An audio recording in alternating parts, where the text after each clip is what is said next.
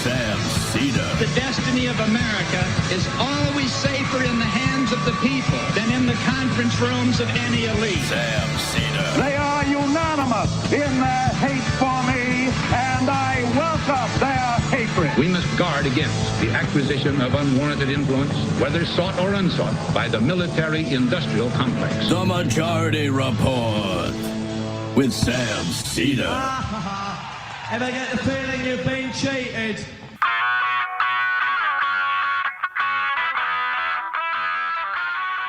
It is Thursday, May 1st, 2025. My name is Emma Vigeland, in for Sam Seder, and this is the 5-time award-winning Majority Report. We are broadcasting live steps from the industrially ravaged Gowanus Canal in the heartland of America, downtown Brooklyn, USA. On the program today, Sheza Abusi Dalal, staff attorney with Clear, will be with us to talk about her client, Mohsen Mahdawi, who was just freed from ICE custody. And later in the show, Astra Taylor of the Debt Collective joins us to discuss Trump restarting student debt payments and potentially garnishing wages. Also on the program, Happy May Day, folks. Labor solidarity to all. Senate Republicans narrowly kill efforts to reverse Trump's tariffs 49-49, partly because Democrat Sheldon Whitehouse was in South Korea. Could we have some strategy, please, here?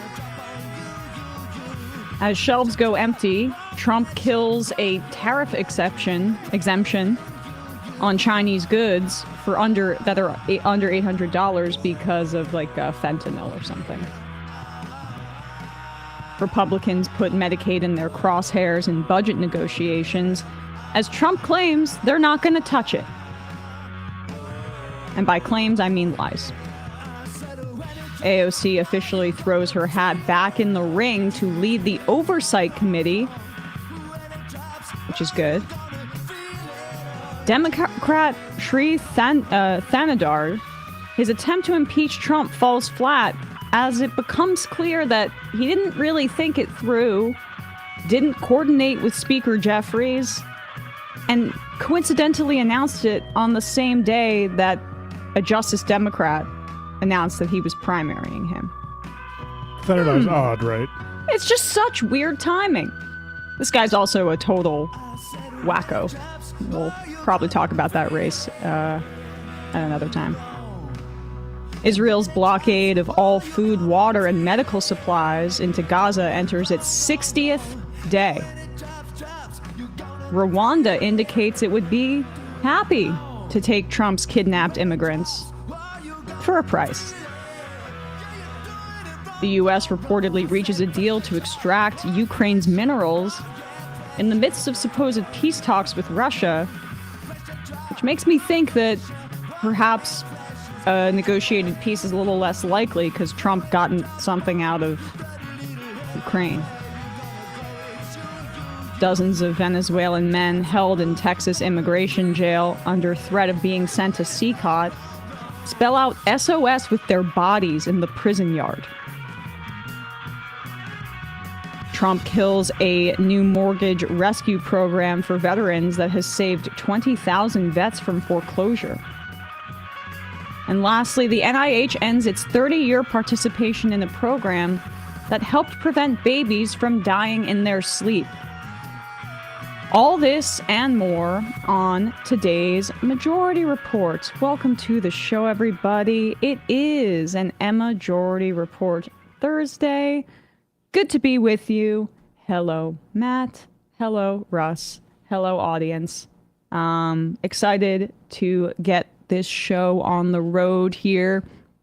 Last night, Donald Trump did a News Nation town hall where he didn't even bother to zoom in. He's just probably on the toilet calling into this town hall. And it's co-moderated, or the panelists are Chris Cuomo with News Nation, Bill O'Reilly. I was going to ask.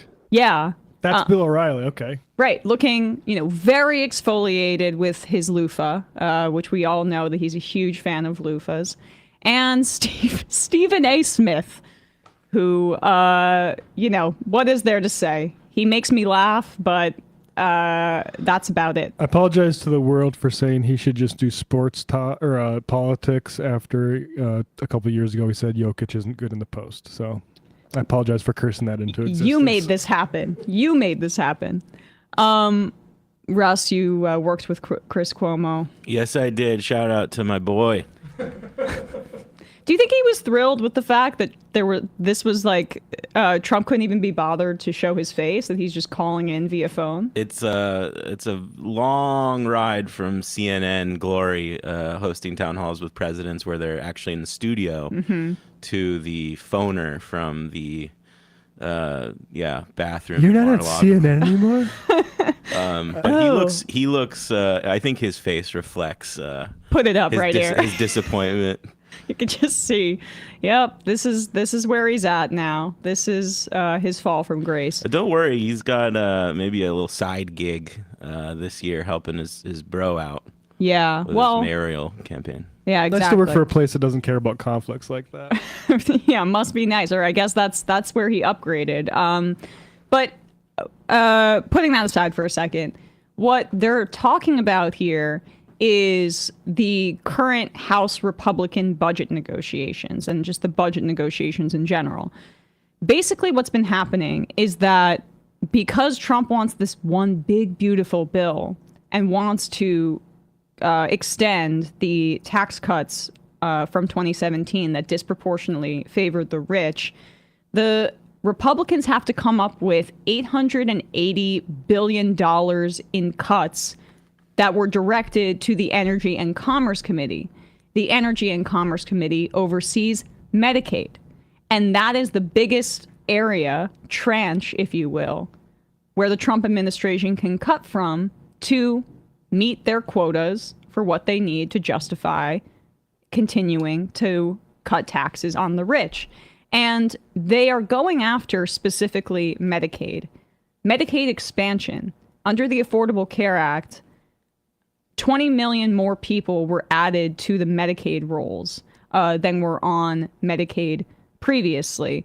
Overall, Medicaid now, when you pair it with CHIP, which is the version for low-income children, Medicaid covers nearly 80 million people in this country. And it's disproportionately folks of lower income. That's how you qualify, is I think it's like 138% above the poverty line. You can qualify for Medicaid, but the poverty line is just already the determination for if you're impoverished is way too low based on how the federal government makes that calculation. So this is like one of the only programs that's holding together our social safety net with duct tape, essentially. And this is what the Republicans are going to go after. And how they're going to do it is really important to understand, because under the Affordable Care Act, Medicaid expansion, the federal government incentivized states to expand Medicaid by using a 90% federal matching rate, meaning the federal government picked up 90% of the tab. And red states were very reluctant to take this free money, basically, to give health care to their citizenry. But eventually we got to a point where 40 states have expanded Medicaid. And what they're trying to do is cut the federal matching rate to make it so that they go to, under the expansion, the traditional Medicaid matching rate, not the expansion, but the traditional Medicaid matching rate. And that ranges in between 50% to, it can go up to, I think, 83%. And that's based on the federal poverty rate in those states. So that's called the Federal Medical Assistance Percentage, aka FMAP. You might see that written about in articles. And so under that, it can be the lowest it gets statutorily is 50%, and the highest it gets is 83%. And the poorer the state that you are, I think like Alabama is the top in terms of that rate. Right now it's around like 73% for the matching rate.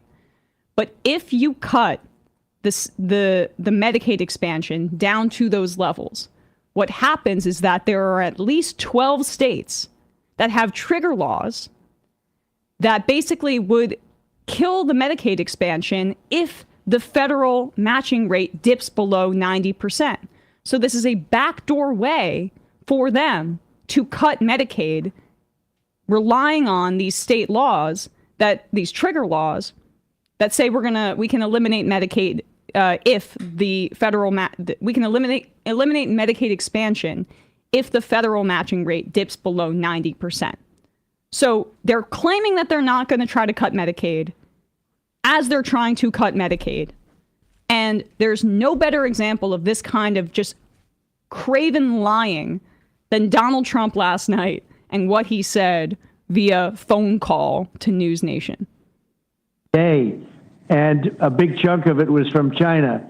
Now China is sending its boats back. The boats are not being unloaded because they have a 145% tariff, which is, So I know it's Stephen A. on his phone, but just texting.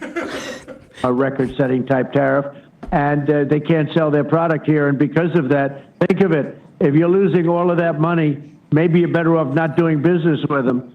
But I took $5 billion a day and cut it way, way down, way, way back.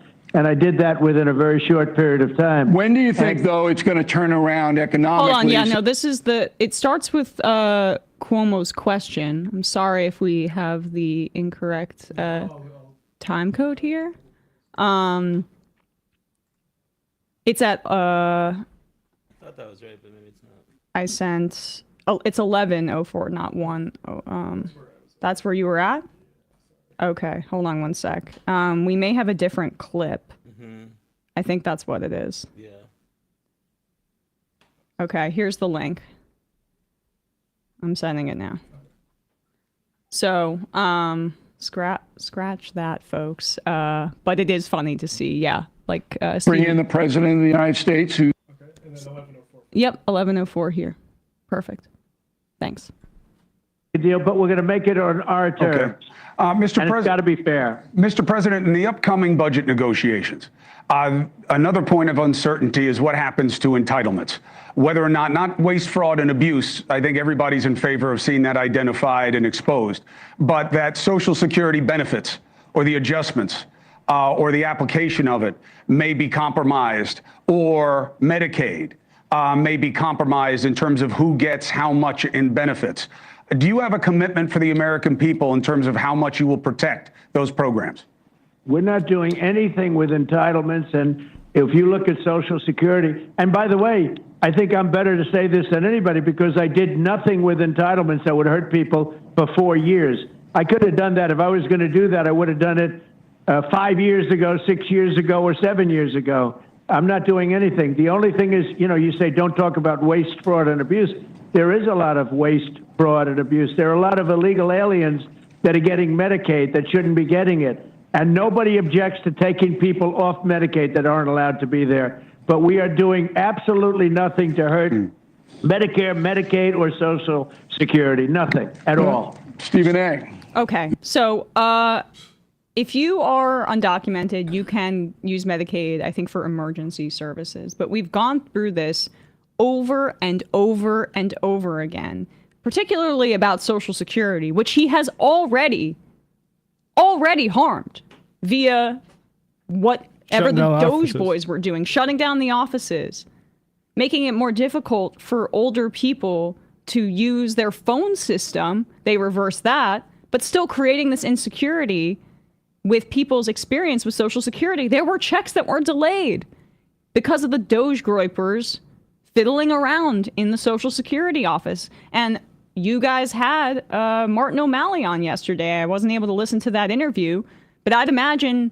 he wouldn't agree with the claim that the Trump administration has been kind in terms of its protections of Social Security. Absolutely not. And I would just say, like, this whole thing where we pay lip service to the idea that, we're all concerned with waste, fraud, and abuse. Republicans aren't. They are using it as a warrant to attack it. The people who are concerned with waste, fraud, abuse are the bureaucrats who work at these organizations who should be better funded to root it out. Right. It's not the Republican recitation of waste, fraud, and abuse needs to be met as a sort of wolf in sheep's clothing style threat.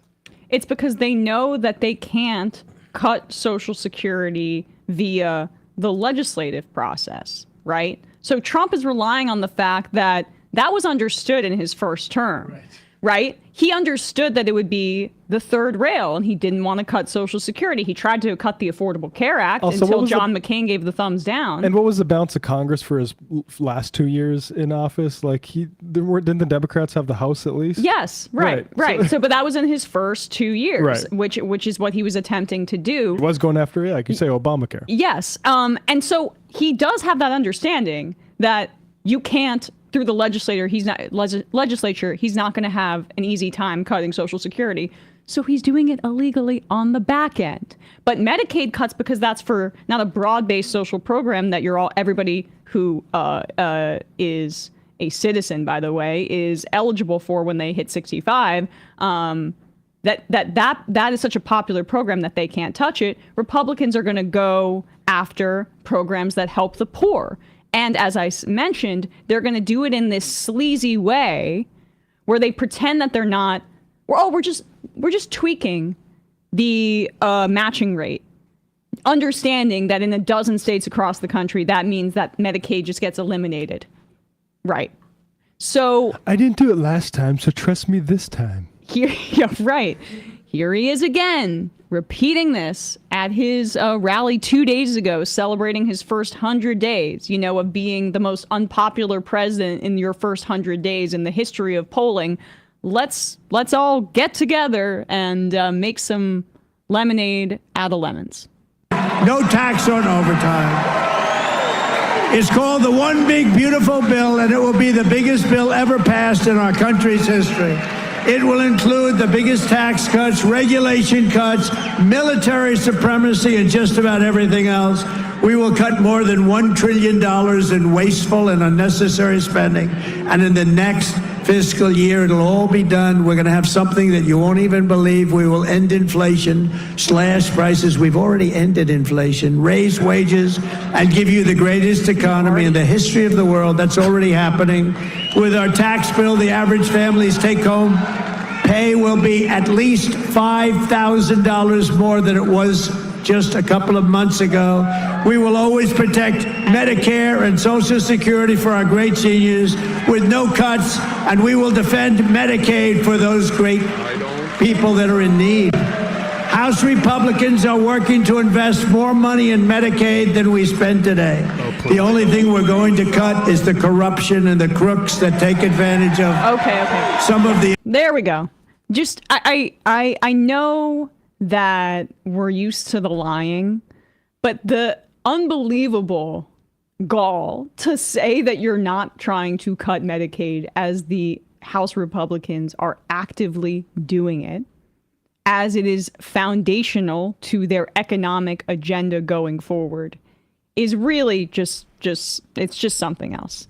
And this is also the problem, by the way, of not politically tying Donald Trump to the Republican Party and pretending he is in some way outside of these budget negotiations, right? Because the Republican Party always has wanted to cut Social Security. They have always wanted to cut Medicare. They especially want to cut Medicaid right now because they think it's the softest target, and they think that going after poor people as opposed to everybody, all of our seniors, is a more politically salient move for them. But when you say Donald Trump is a king and not a Republican or a part of a Republican apparatus, this is why he overperforms in presidential elections, and Republicans can't match him in midterms because he's not at the top of the ticket, because people don't associate him with the Republican agenda of austerity and war on the poor. And he knows that in this way that he can just lie rampantly about what the Republican agenda is, because he almost sees himself as outside of it, even as he benefits from it. So this is why it's important as a political matter to continue to make sure that it's like Mike Johnson, Donald Trump, one and the same.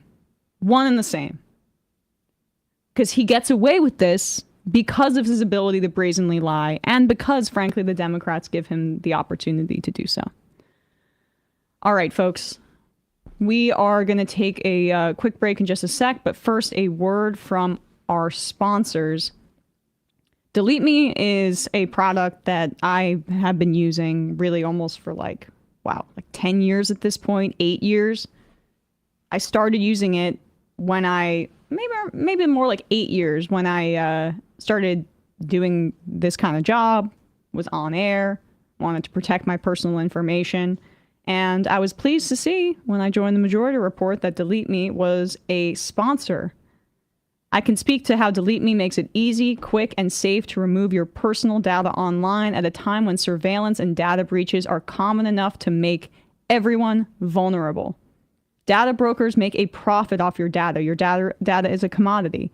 Anyone on the web can buy your private details. This can lead to identity theft, phishing attempts, harassment, and more. But you can protect your privacy with Delete Me. Data brokers, they get your name, your contact info, your social security number, your home address, even information about your family members. And this can all be compiled by these data brokers and sold online. We want to thank Delete Me for sponsoring today's episode. And as a person, as I say, who exists publicly and is an opinionated person publicly, which sometimes pisses people off, it's really important to have safety and security with my personal information. And it's easier than ever to find personal info about people online. All this data is just hanging out there on the internet, and it can have actual consequences in the real world. Take control of your data and keep your private life private by signing up for Delete Me. Now at a special discount for our listeners, today get 20% off your Delete Me plan by texting majority to 64,000.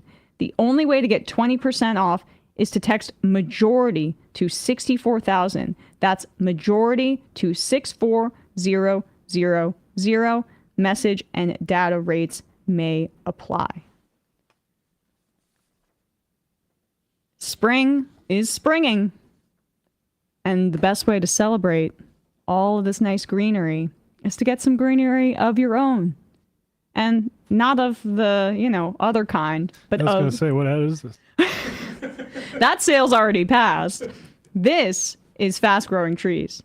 Did you know that Fast Growing Trees is the biggest online nursery in the United States with thousands of different plants and over 2 million happy customers? They have all the plants that your yard needs, like fruit trees, privacy trees, flowering trees, shrubs, and so much more. Whatever plants you're interested in, Fast Growing Trees has you covered.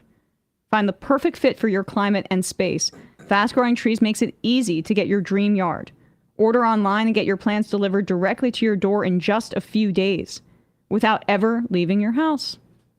Their Alive and Thrive guarantee ensures your plants arrive happy and healthy.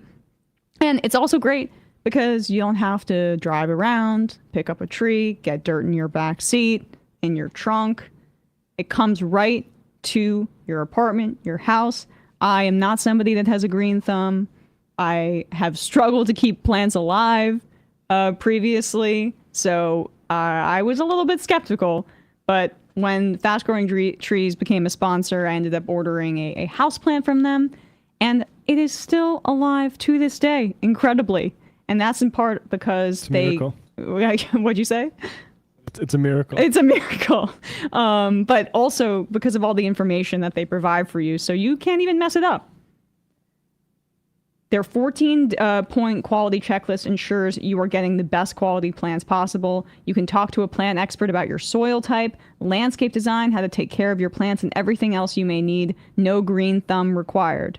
And if you like to do your own research, their resource center is full of tips and advice from plant experts to help you learn more about your yard's needs. So if you want to know what will thrive in your area and with your yard conditions, check out their zone finder to see what growing zone you are in. Fast Growing Trees has the best deals, up to half off of select plants and other deals. And listeners to our show get 15% off your first purchase when using the code MAJORITY at checkout. That's an additional 15% off at fastgrowingtrees.com using the code MAJORITY at checkout. Fastgrowingtrees.com, code MAJORITY. Now is the perfect time to plant. Use Majority to save today. Offer valid for a limited time. Terms and conditions may apply. And lastly, Aura Frames. Aura Frames is a great idea for Mother's Day, which is coming up in just 10 days, something like that. You better get on it. This is your reminder. Aura Frames is the perfect gift. You could give her a call. That's nice. But you could also give her an Aura digital picture frame. Sam literally just gave it as a gift. I gave it for a gift maybe 2 Christmases ago. It's awesome. It's loved by the whole family, especially if your mom or your grandma or somebody that isn't the most technologically literate. Aura Frames makes it incredibly easy to set up. It only takes 2 minutes to set up the frame using the Aura app. There's free unlimited storage. You can add unlimited photos and videos and invite as many people as you want to a frame. There are no hidden fees or subscriptions, and it plays live photos and videos up to 30 seconds. So you can upload videos that are up to 30 seconds long. And the frame also plays the live iPhone photos right on the frame. The embedded speaker can also play audio on demand. Photos look like real prints. That's what you can't even tell the difference. They've meticulously calibrated high-resolution displays. Unless you look really, really closely or see photos transition, you would never know that it's a screen. You can also share photos or videos from any device, and it will instantly appear on the frame anywhere in the world, anywhere. Your grandma's going to be impressed by that. Yes, exactly. No memory card required. Aura has a great deal for Mother's Day. For a limited time, listeners can save on the perfect gift by visiting auraframes.com to get $35 off plus free shipping on their best-selling Carver matte frame. That's AURA frames.com. Promo code majority. Support the show by mentioning us at checkout. Terms and conditions apply. Can I do one final plug here? Yes. It's May Day, and Jacobin Magazine has a pretty great sale here. Celebrate May Day. $1 subscriptions. Those are the digital subscriptions, and only $10 for the print subscription. So I'd recommend folks absolutely go subscribe to Jacobin on May Day. Jacobin is really, one of the essential publications. Great writers, great pieces over there. Check it out. And all right, quick break, and when we come back, we are going to be speaking with, here we go in my notes, Sheza Abushi Dalal, staff attorney with Clear, one of the lawyers representing Mohsen Mahdawi. Be right back.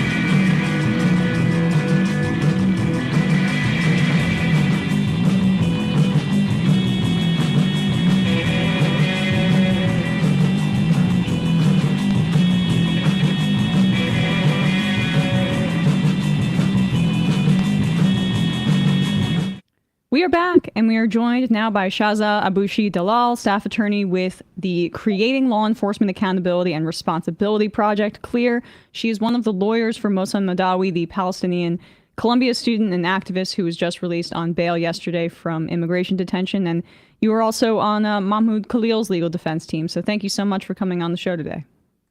Thank you for having me. So this is really good news. This broke yesterday. Mohsen is finally home. Can you take us through the case and what led to eventually yesterday the judge releasing him on bail?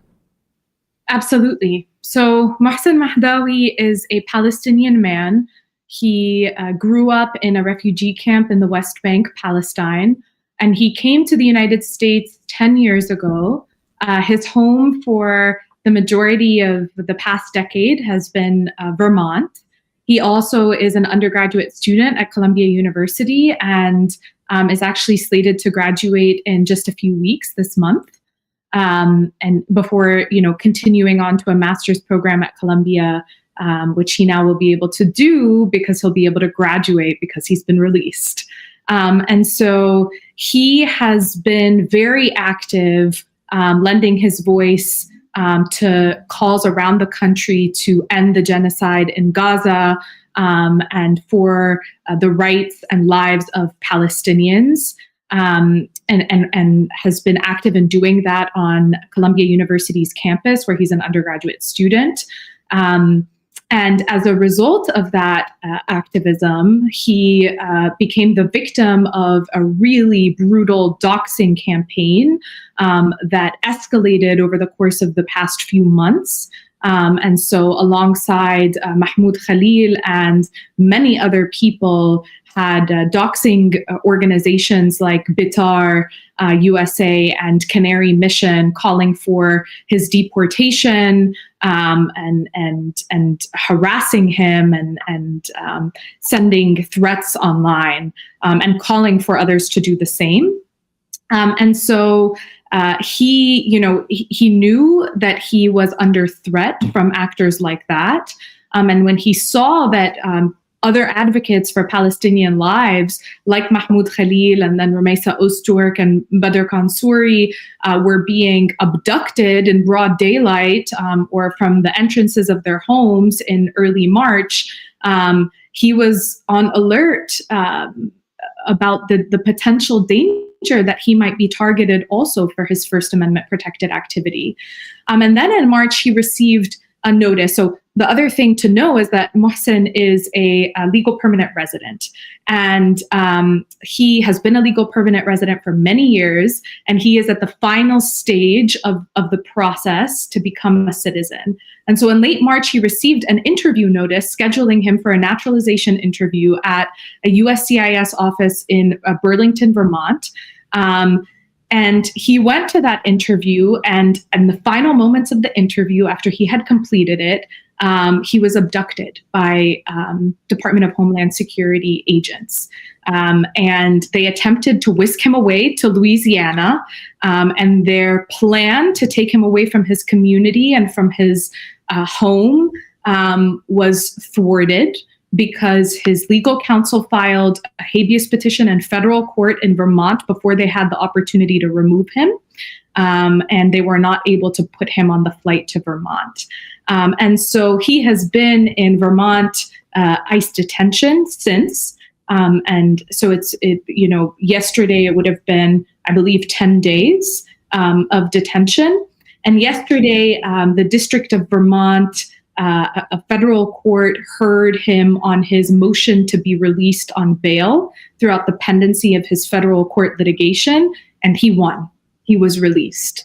And the judge did this in acknowledgement of the fact that if he were to be kept in detention in retaliation for what is very clearly just his speech and First Amendment protected activity, throughout the pendency of his litigation challenging that retaliation, well, then the harm will have been done.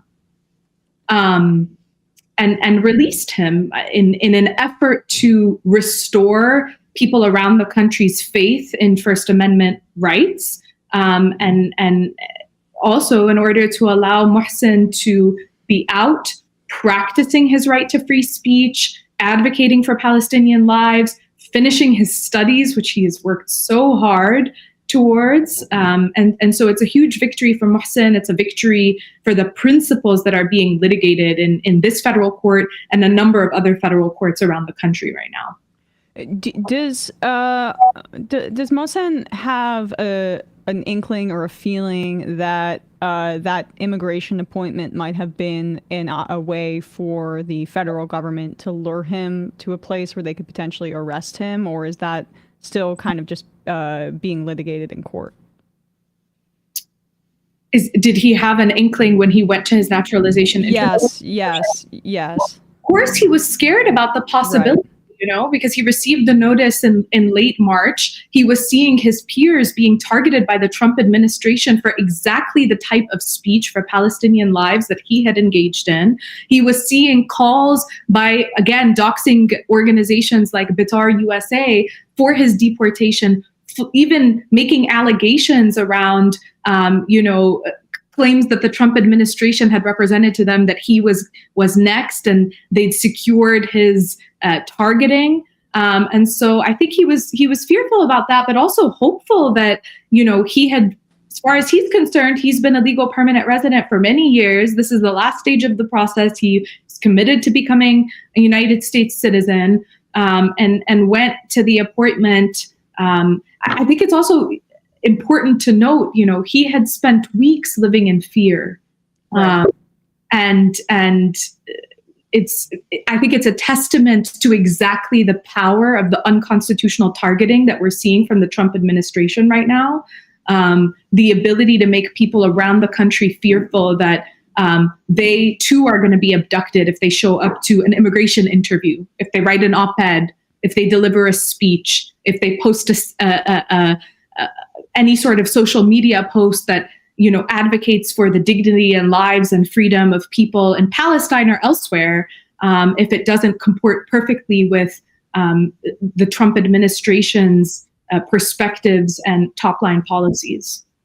And this was spoken about a bit by the judge, is my understanding. The judge had very strong language, Crawford, to the actions by the Trump administration and the acting U.S. attorney in Vermont, who was arguing on the Trump administration's behalf. Can you speak a little bit about what the judge said and some of the historical examples that were drawn upon in the judge's ruling? Yeah, thank you for that question. He really did have very powerful things to say about what was at stake in this case, and the historical backdrop. I mean, he said very plainly, this is not the first time that we've seen the U.S. government try and wage detention and deportations in order to chill or completely shut down debate, that we've been here before. And, he evoked the Red Scare, the Palmer raids of 1919 and 1920, the McCarthy era, and essentially situated this as a resurgence of that type of repression. He evoked a number of courts who in that time used habeas jurisdiction, used their power as federal courts to prevent that type of targeting of people in retaliation for their political speech and First Amendment protected activity. And situated his decision upon that backdrop. And I think he's right to do that. That is what we're witnessing now. And the decision to release Mohsen yesterday was a victory for Mohsen, but also does a huge deal to restore faith that we're not going to see people languish in detention centers far from their homes and their communities because they dared dissent or dared take a line that is different from the Trump administration's position or any other administration, that there will be checks and balances and courts will intervene to prevent that type of punishment. We only have you for a limited time, so I have really two questions here. And one is just about the future of his case, because he's out on bail and prosecution, we could be seeing that in the future. What is your sense of what the path forward is for Mohsen?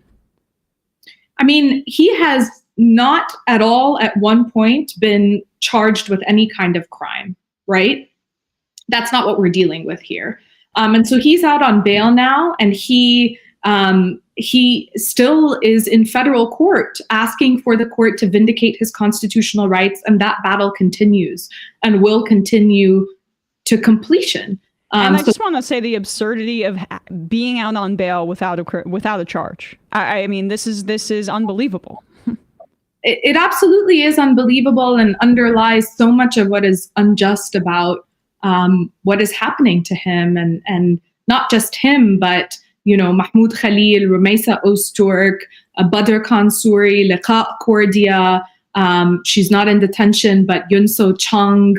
All of these cases in which we're seeing retaliation for political dissent, political speech, participating in protests.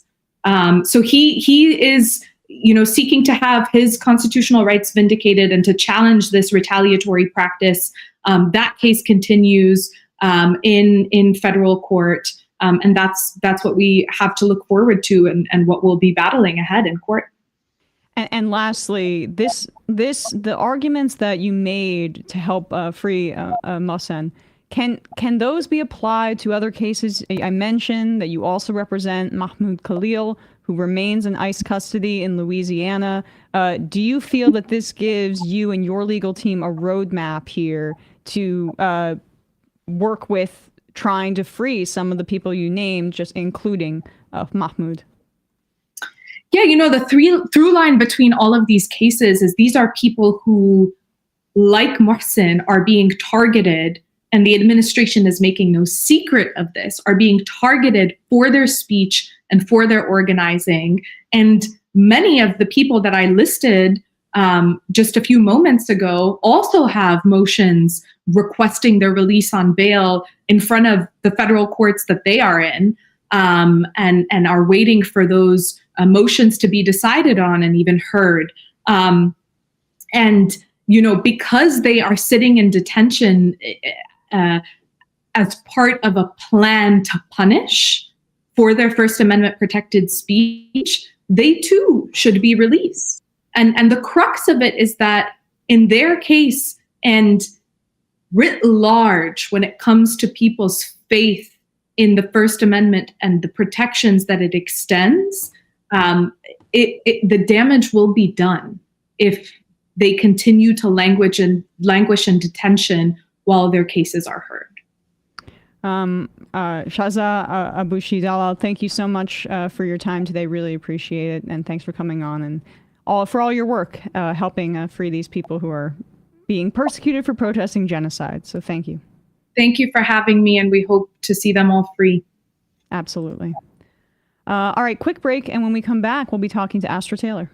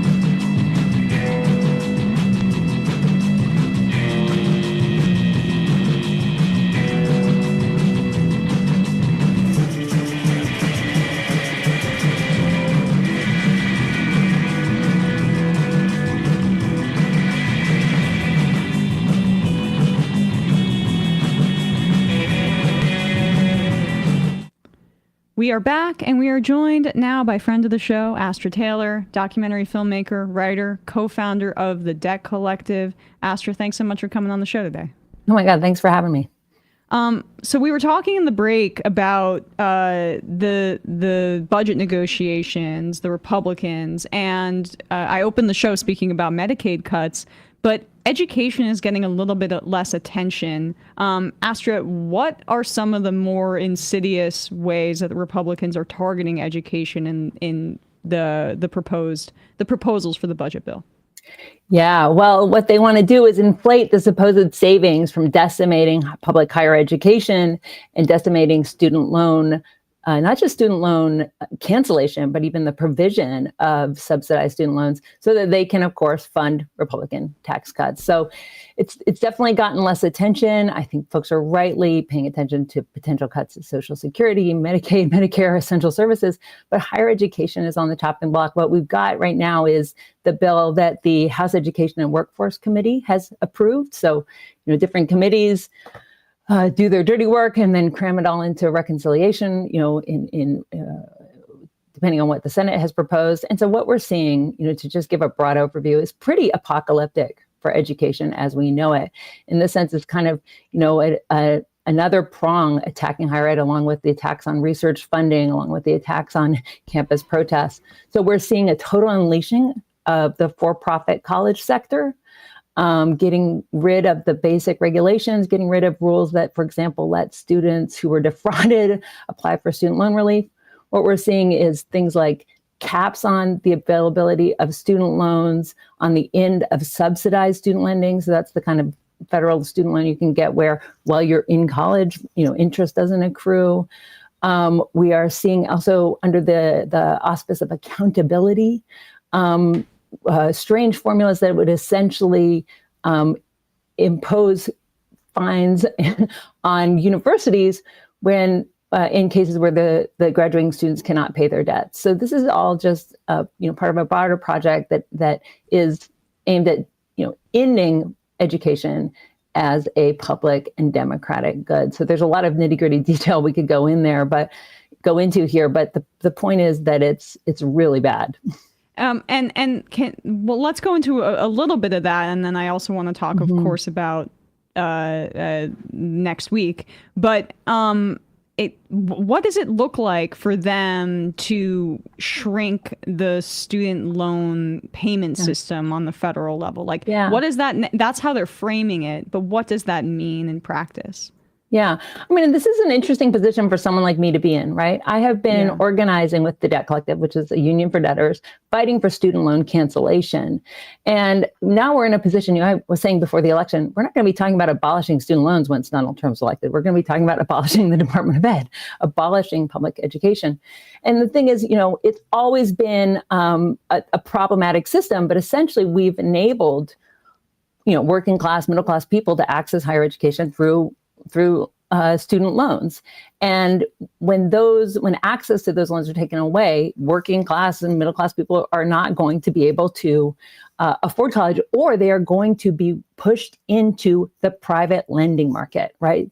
So in other words, by shrinking the availability of subsidized federal student loans, by getting rid of the protections borrowers have, they're essentially going to be pushing people into the private loan market. So this is a field day this is a boondoggle for Wall Street as well, right? So they're sort of getting multiple things out of this plan. One, they're destroying public education, which is something that they're determined to do, but they're also going to be enriching Wall Street investors and shareholders, enriching the private sector, enriching the for-profit education sector. And so this really is going to put, ordinary people in a major bind. Like the cost of borrowing is going to go up.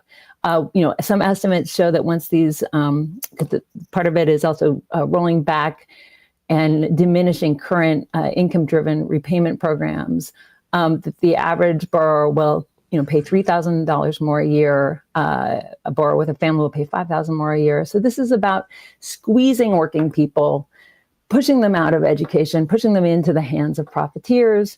And the consequences are going to be really severe, and I think felt pretty quickly. Can you draw that distinction for people between federal student loans and private ones? Because the wage garnishing, if you have private student loans, is that on the table for you? I don't understand how the Trump administration could garnish wages if you don't repay your student loans if they're private. This just that proposal just applies to public federal student loans, right? Yeah. So after the Obama administration, the majority of student loans went in-house. They're now the Department of Education is now the agency that is responsible for over 90% of student loans. So most people have federal student loans. It used to be different, and there are many good books people can read on the history of student lending. But that means, there are problems with this. Coming from the perspective of the debt collective, we believe college should be free, publicly funded. We shouldn't have to borrow at all. There shouldn't be all of these opportunities for waste, fraud, and abuse by the private sector.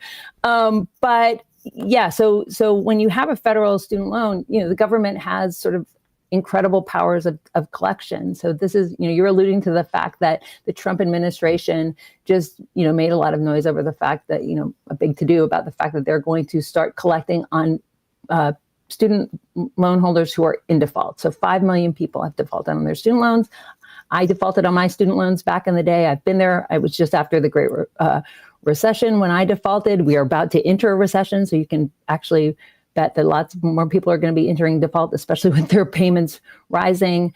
And these collection on default has been on pause since the COVID pandemic started, right? So this is a big shock to the system. Right. And the federal government has sort of extraordinary tools. So it can garnish your Social Security, garnish your tax returns, garnish your wages. But private student loan holders also have lots of tools. They can sue you.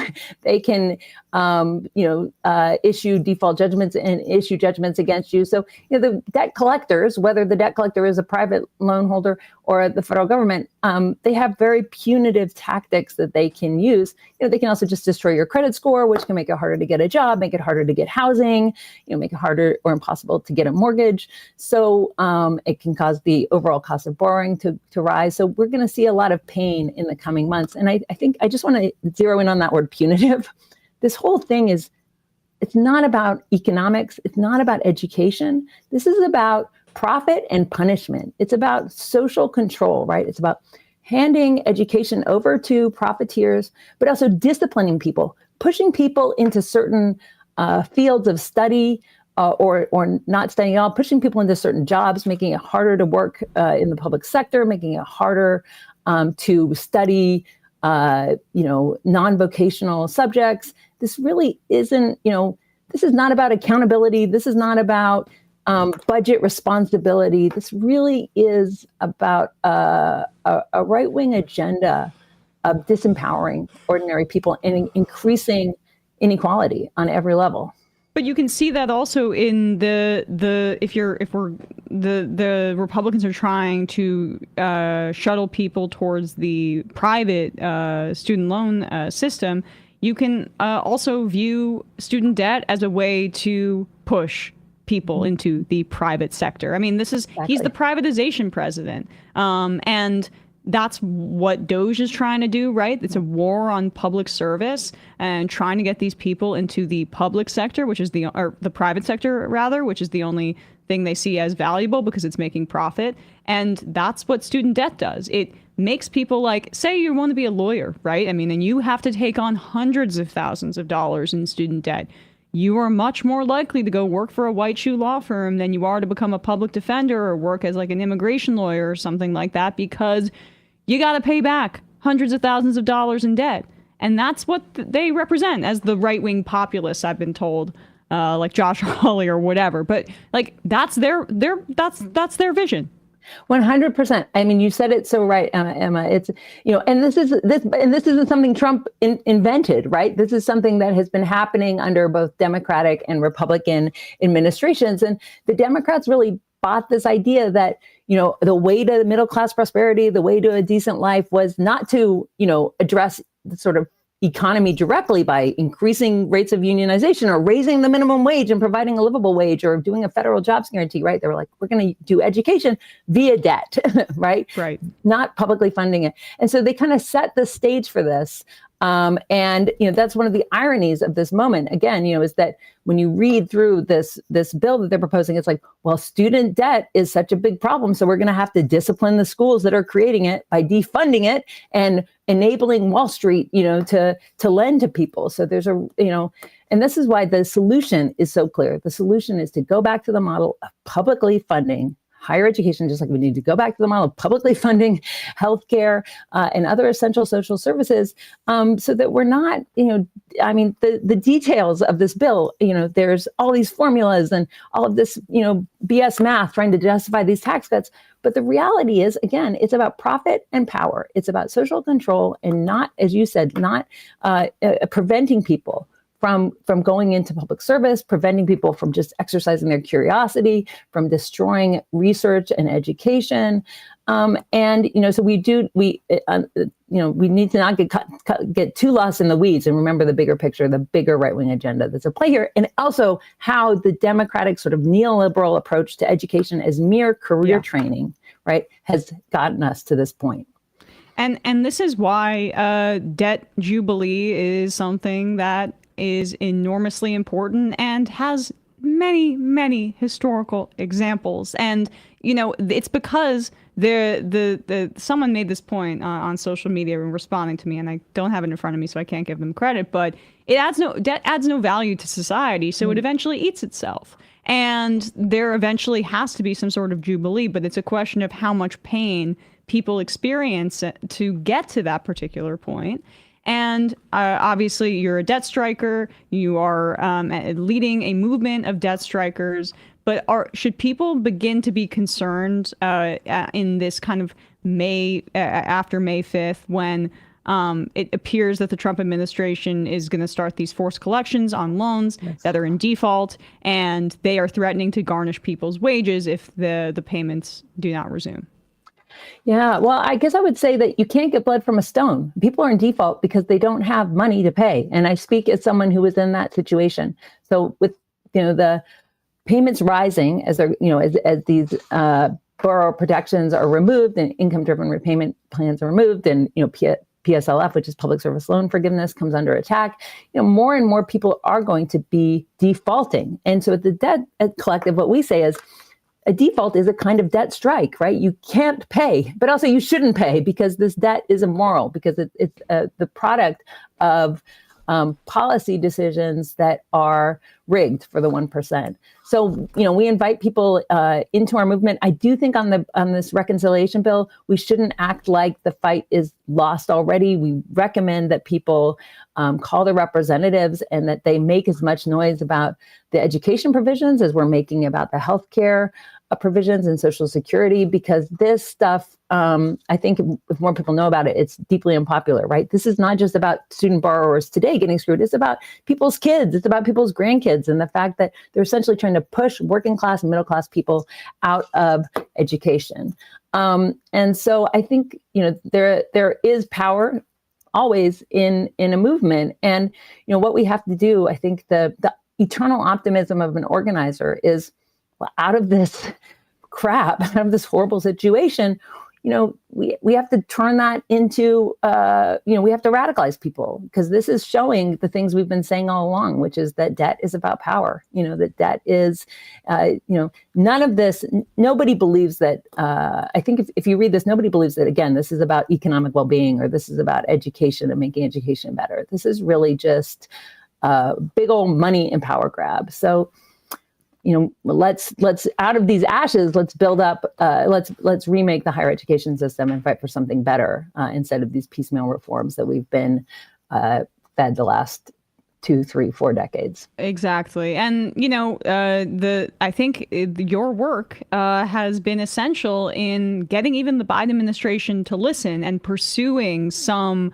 version of student debt forgiveness. Obviously, the Supreme Court laughably called it unconstitutional, and then he was trying to try this other avenue. But it needs to be just like broad debt jubilee, as opposed to doing the traditional kind of, let's means test this. Are you 100%. Eligible? Are you not? I think that what threatens folks with his ideology and neoliberal Democrats with broad-based social programs is that once it's available to everybody, you can't get rid of it. That's why Social Security is the third rail. That's why Medicare is also untouchable. And it's because it is for everybody. And they're going after Medicaid because it's for poorer people. So if we're doing broad debt jubilee, then everybody benefits. And then since we have no critical empathy in the United States, once it happens to people, then they understand, oh, government can do this for me, right? Like that's the key. So, I mean, you had that quote up there, Matt. Did you want to put that up of Roger Freeman? Yeah, it's one of my favorite articles by John Swartz here in The Intercept, which is The Origin of Student Loan Debt. Reagan advisor warned free college would create a dangerous educated proletariat. Because the economic actual argument for having people not pay, their student loans debts, instead have that money go toward contractors in their community or restaurants even, is just ironclad. This is about control, like you said, Astra. I think that's so important. There's real echoes, actually, of this moment where there's student protesters, anti-war protesters on campus, and the right is using that as a culture war wedge in order to attack education more broadly. Reagan rode to the governorship of California by making his name as the enemy of student protesters, people who were protesting for civil rights, who were protesting against the Vietnam War. And he said, we're going to impose tuition to make people think twice about carrying a picket sign. Wow. Right. So that is the history. It's never been smart economics. It's always had a very different valence. This, idea of disciplining. Debt is a disciplinary measure. And I think your point, Emma, is so important about universal public goods. If we could have free higher education, then people would become quite accustomed to that. There would be a kind of policy feedback loop where people would then, think, well, I got it, so my kids should get it, and it becomes harder to roll back things that are universal. And that's why I think we really need to put the flag and say that's what we're fighting for. We're fighting for free public education, free as in cost, free as in freedom, free as in a place where you can exercise free speech, free as in democratically controlled by the faculty, by the staff, by the students. The Biden administration did, was pushed by our movements, but they were so addicted to means testing and tweaking in the margins. What we're seeing with the Trump administration is a much bolder approach, and one that almost makes me envious. Let's take. I don't think there's a lot of lessons to learn from the Trump administration, but one is to push the envelope. It would be wonderful to see a transformation that was this massive, but going in a democratic, egalitarian direction. Absolutely right. Astra Taylor, thanks so much for your time today. And how can people support your work at the Debt Collective, or if they are a student debtor, somebody that wants to get involved in striking, what's the best place for them to go? Yeah, please do go to debtcollective.org. Follow us on social media. I also recommend looking at the Student Borrower Protection Center for some advice on what to do in this moment. And again, let's not assume that this reconciliation bill, that this awful stuff that was approved by the Education and Workforce Committee is the law of the land yet. So please do get involved in political pushback. All right. Well, thanks so much, Astra. Good to see you. Thanks. All right, folks, with that, we're going to wrap up the free part of this program and head into the fun half where we are going to have some fun. Tippy Tappy Toe says student debt is also a tool for military recruitment. That's exactly right. I mean, it almost got me into the military when I was in high school. As a North Dakota kid, neither of my parents went to college. The pitch of you can do all this fun stuff in exotic places around the world, and your education's paid for. You don't have to worry about paying for that, was very, very. I have friends who did it, and it was only because I became sort of polarized against the Iraq War that I didn't do that. Yeah, and this is also how and now I got a lot of student loan debt. Right. That's your prize. But that is also, I would say, I think, part of the overall hiding of the ball of how we just should be paying our military members more. There are other ways to incentivize kids to join the military, and it doesn't have to be, okay, you have your college paid for, and other folks who don't make that decision are stuck in a cycle of debt and immiseration for the rest of their lives. There are other options, but Or this we is the could go preferred option. We could go founding fathers mode and not have a standing army. We which, could. I think would be a nice aspiration. That's right around the corner. I mean, I don't know. Hey, Mark Twain was like the last. There's like sort of the last generation. It was like Mark Twain pre-World War I. Shame they couldn't figure it out because they were actually saying we need a worldwide abolition of war. Stephen Kinzer has a really good book on that, and it's a shame that it's not even really thought of anymore that could even happen, despite the implements of war being made by a select few number of companies in the world. That could be probably neutralized if we wanted to. I also think that there's an increasing reliance on contractors and military contractors, mercenary groups as well, where those should be basically made illegal, and then we should just pay our members of the armed services very well, including giving them health care and college, but college should be free for everybody. Or let's just keep dunking ships into the Red Sea because we want to minimize the effects of the genocide Israel's inflicting on the Palestinians. Exactly. And by minimize the effects, you mean minimize the effects of the economy. Trade, yeah, not to people's lives. Who gives a shit? Brutality and gore, like that stuff can continue, but it's just about can stuff get from India to Venice. We're going to head into the fun half in just a sec, but I did read an IM here, and if you become a member by going to jointhemajorityreport.com, then you can also IM the show. How about that? Matt, what's happening on Left Reckoning? A really great interview with Vincent Bevins on the Landless Workers Party in Brazil. What is it? Esquerdo Macho? Esquerdo Macho. Yeah, the Bernie Bros of the left, I guess.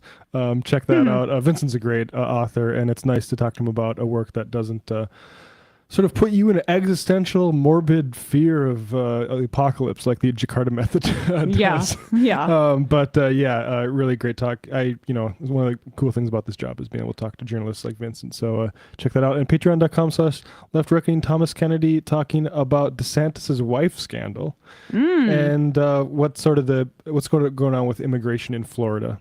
So check that out. And just to plug for Vincent, his book, If We Burn, The Mass Protest Decade and the Missing Revolution is, I think, pretty essential reading if you're trying to get involved in activism. Yeah, I would say it's a really good overview for folks who, have been paying or even not paying attention to politics, but want to see, okay, what has happened over the past 15 years exactly. It's a good refresher. All right, guys, we're going to take some calls in the fun half. We'll see you on the other side. Bye-bye. Well, soon on the other side. Bye-bye. Okay, Emma, please. Well, I feel that my voice is sorely lacking on the Majority Report. Wait, look, Sam is unpopular. I do deserve a vacation at Disney World. So, ladies and gentlemen, it is my pleasure to welcome Emma to the show. It is Thursday. I think you need to take over for Sam. Yes, please. No. I'm gonna pause you right there. Wait, what? You can't encourage Emma to live like this. And I'll tell you why. So was offered to tour, sushi, and poker with the boys. Tour, sushi, and poker with the boys. So was offered to tour, sushi, and poker with the boys. What? Tour, sushi, and poker. Tim's upset. Tour, sushi, and poker with the boys. So was offered to tour, sushi, and that's what we call it in the biz. Tour, sushi, and poker with the boys. Right. Tour, sushi, and poker. We're gonna get demonetized. I just think that what you did to Tim Pool was mean. Free speech. That's not what we're about here. Look at how sad he's become now. You shouldn't even talk about it. I think you're responsible. I probably am in a certain way, but let's get to the meltdown here. Tour, sushi, and poker with the boys. Oh my God. Tour, wow. Sushi. I'm sorry, I'm losing my fucking mind. So was offered to tour, sushi, and poker with the boys. Logic. Tour, sushi, and poker with the boys. Boy.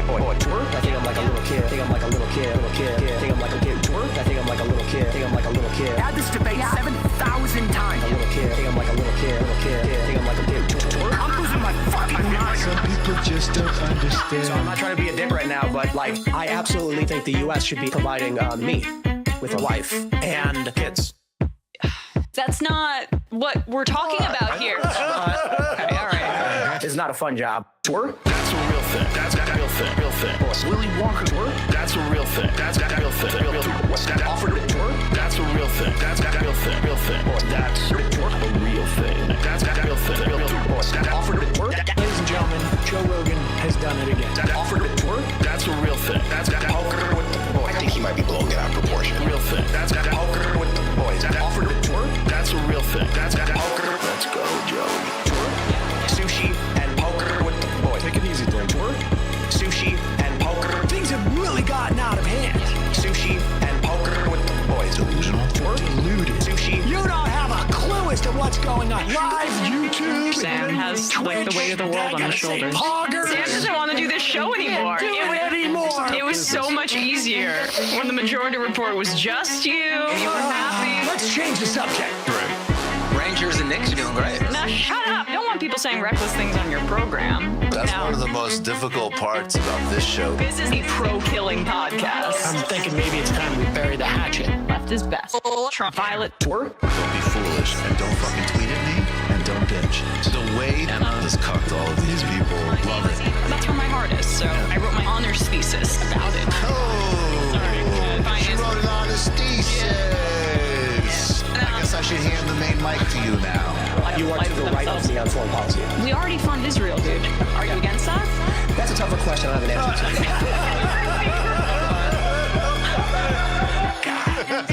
to. Incredible theme song. Hi, Bumbler. Emma Vigeland, absolutely one of my favorite people. Actually, not just in the game, like period.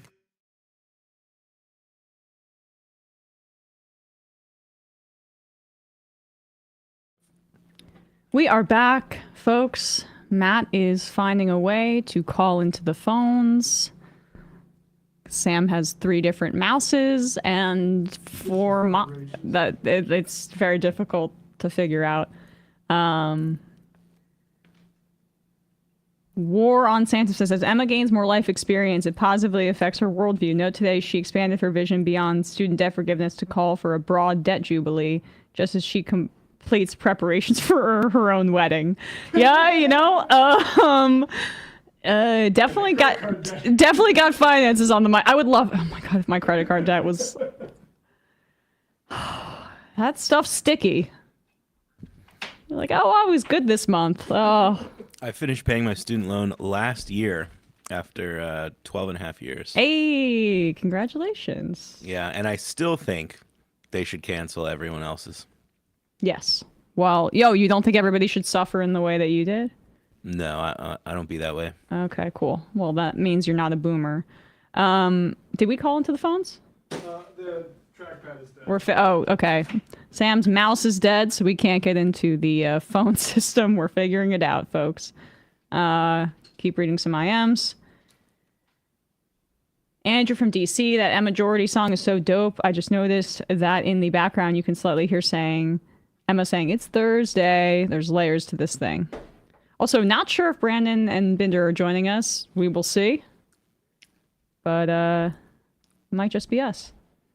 Houthi and the Blowfish. Matt and Emma, I just want to say shame on you for poisoning Sam's fragile, impressionable mind against Ethan ahead of yesterday's debate. He was clearly coached ahead of time and all of Hassan Piker's terrorist-loving talking points. The amount that Sam didn't care about any of that, I just can't even express how little he paid attention to any of that. You're surprised? Okay, we have Binder. Sam's mic may not be on. We got them both. We got them both. Here they come. All right, here they are. Hey, what's up, guys? I'm gonna do my best over here while Matt tries to fix the phone thing to do this. Thank you. All right, we're in. What's up, guys? We'll bring you in just a sec. Reading some IMs.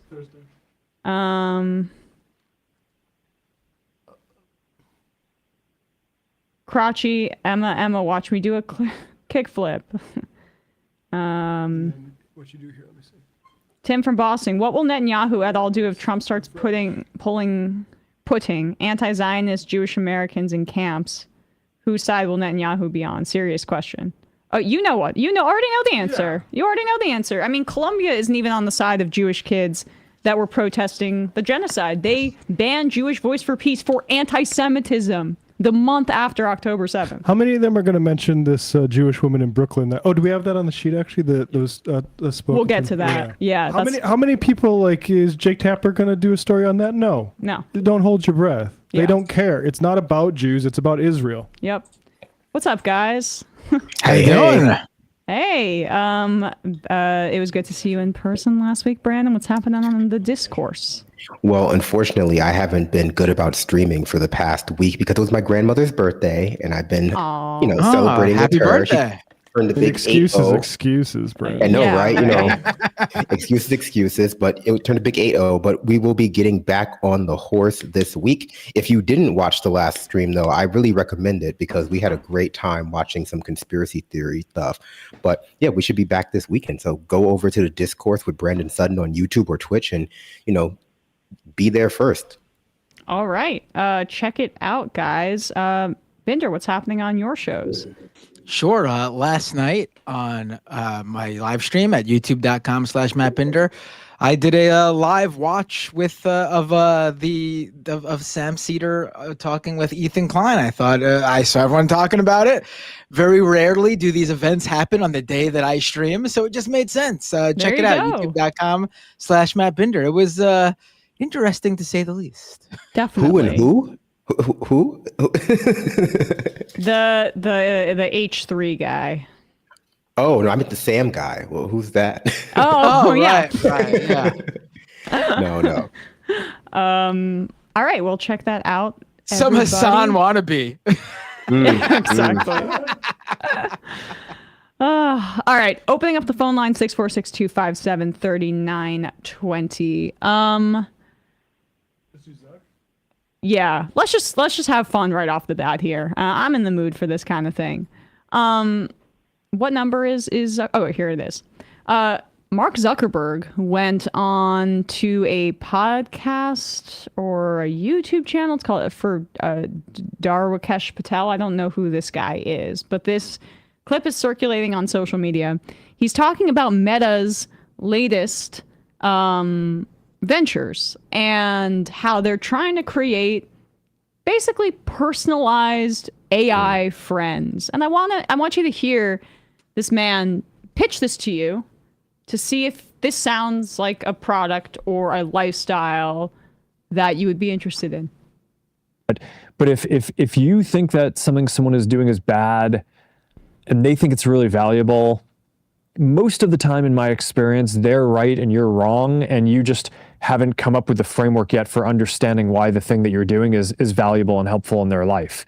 So that's kind of the main way that I think about it. I do think that people are going to use AI for a lot of these social tasks. Already one of the main things that we see people using Meta AI for is kind of talking through difficult conversations that they need to have with people in their life. It's like, okay, I'm having this issue with my girlfriend or whatever, like help me have this conversation, or like I need to have this hard conversation. Enter gaslight mode. That's what Nathan Felder is for. That's what the rehearsal's for, not AI chat. Exactly. Right. With my boss at work, like how do I have that conversation? That's pretty helpful. And then I think as the personalization loop kicks in and the AI just starts to get to know you better and better, I think that will just be really compelling. One thing just from working on social media for a long time. Compelling, aka addicting. Yeah. Right? No, the way this meth is constructed, just like the cellular makeup of this meth, it's really compelling. That's why I like the beginning of the clip where he says, just sometimes when you're designing things, and you think maybe they're bad for people and the people really like them, usually I found that they're right and you're wrong by thinking that it's destructive. Right. No, I think we have to understand two things about Facebook's business model from the beginning. The first is that their goal is not to facilitate conversations like that, because that was also the myth about Facebook. Facebook, when it started, it was supposed to facilitate you remembering. It was supposed to facilitate you having these relationships long distance. supposed to facilitate all of these like social interactions that you were having less time for. And all it actually did was replace them and change how you have them in a way that turned out to be very destructive and addicting to begin with. And this is just the next level of that. This is not to facilitate you having a conversation with your girlfriend about how to be polyamorous or how to break up, or like, I don't know what else you might want to have a conversation with your partner about, but whatever. It's meant to end up replacing those meaningful interactions in the end. The first step is getting you to think that, oh, well, yeah, this is going to help me have better ones. And then suddenly it's replacing them because it's just easier to have. And then the second thing is that this is so they can steal your data. This is so that you have meaningful, intimate conversations with this chatbot, so it can serve you better ads. And that's what Facebook does. It takes your data and it sells it to people, so you can sell you things better. Yeah, and he expands on this. Let's just listen to him finish, Binder, if that's all right, and then you can jump right in. There's the stat that I always think is crazy. The average American, I think it's fewer than 3 friends. 3 people that they'd consider friends. And the average person has demand for meaningfully more. I think it's like 15 friends or something, right? I guess there's probably some point where you're like, all right, I'm just too busy. I can't deal with more people. But the average person wants more connectivity, connection than they have. So, like, I'm not a fucking Firewire port. What do you mean that desire connectivity? Gee, okay, sorry. There's a lot of questions that people ask of stuff like, okay, is this going to replace kind of in-person connections or real-life connections? And my default is that the answer to that is probably no. I think no. I think that there are all these things that are better about kind of physical connections when you can have them, but the reality is that people just don't have the connection and they feel more alone a lot of the time than they would like. So I think that a lot of these things that today there might be a little bit of a stigma around, I would guess that over time we will find the vocabulary as a society to be able to articulate why that is valuable and why the people who are doing these things are like, why they are rational for doing it, and how it is adding value for their lives. But also I think that the field is very early. So, I mean, it's like, I think, there are a handful of companies and stuff who are doing virtual therapist and, there's like virtual girlfriend type stuff, but it's very early, right? It's, I mean, the embodiment in the things is pretty weak. A lot of them, like you open it up and it's just like an image of the therapist or the person you're talking to or whatever. I mean, sometimes there's some very rough animation, but it's not like an embodiment. I mean, you've seen the stuff that we're working on in Reality Labs where like you have the codec avatars and it like feels like it's a real person. I think that's kind of where it's going. You're gonna, you'll be able to basically have like an always on video chat where it's like, oh, and also okay, all right. So I think we get it, but go ahead, Binder. I just gotta say, like, if you have 0 friends and you start talking with an AI chat bot on the regular, you still have 0 friends. Yeah. These are not real people. What if you connectivity with them? They are connectivized with we them. need more USB ports in our bodies and it'll solve everything. If you want to solve the lonely issue, if you want to solve the issue where people need human connection, you need them to connect with their connectivity port to another human at the very least. Like this is unhealthy for people. It is unhealthy for society. And he brought up the whole AI girlfriend thing or whatever, which was very interesting because it's early and people have already died. There is already a minor, I believe, or a teenager, either 18 or younger, I can't recall, who fell in love with an AI chatbot and committed suicide through the conversations that it had with the AI chatbot.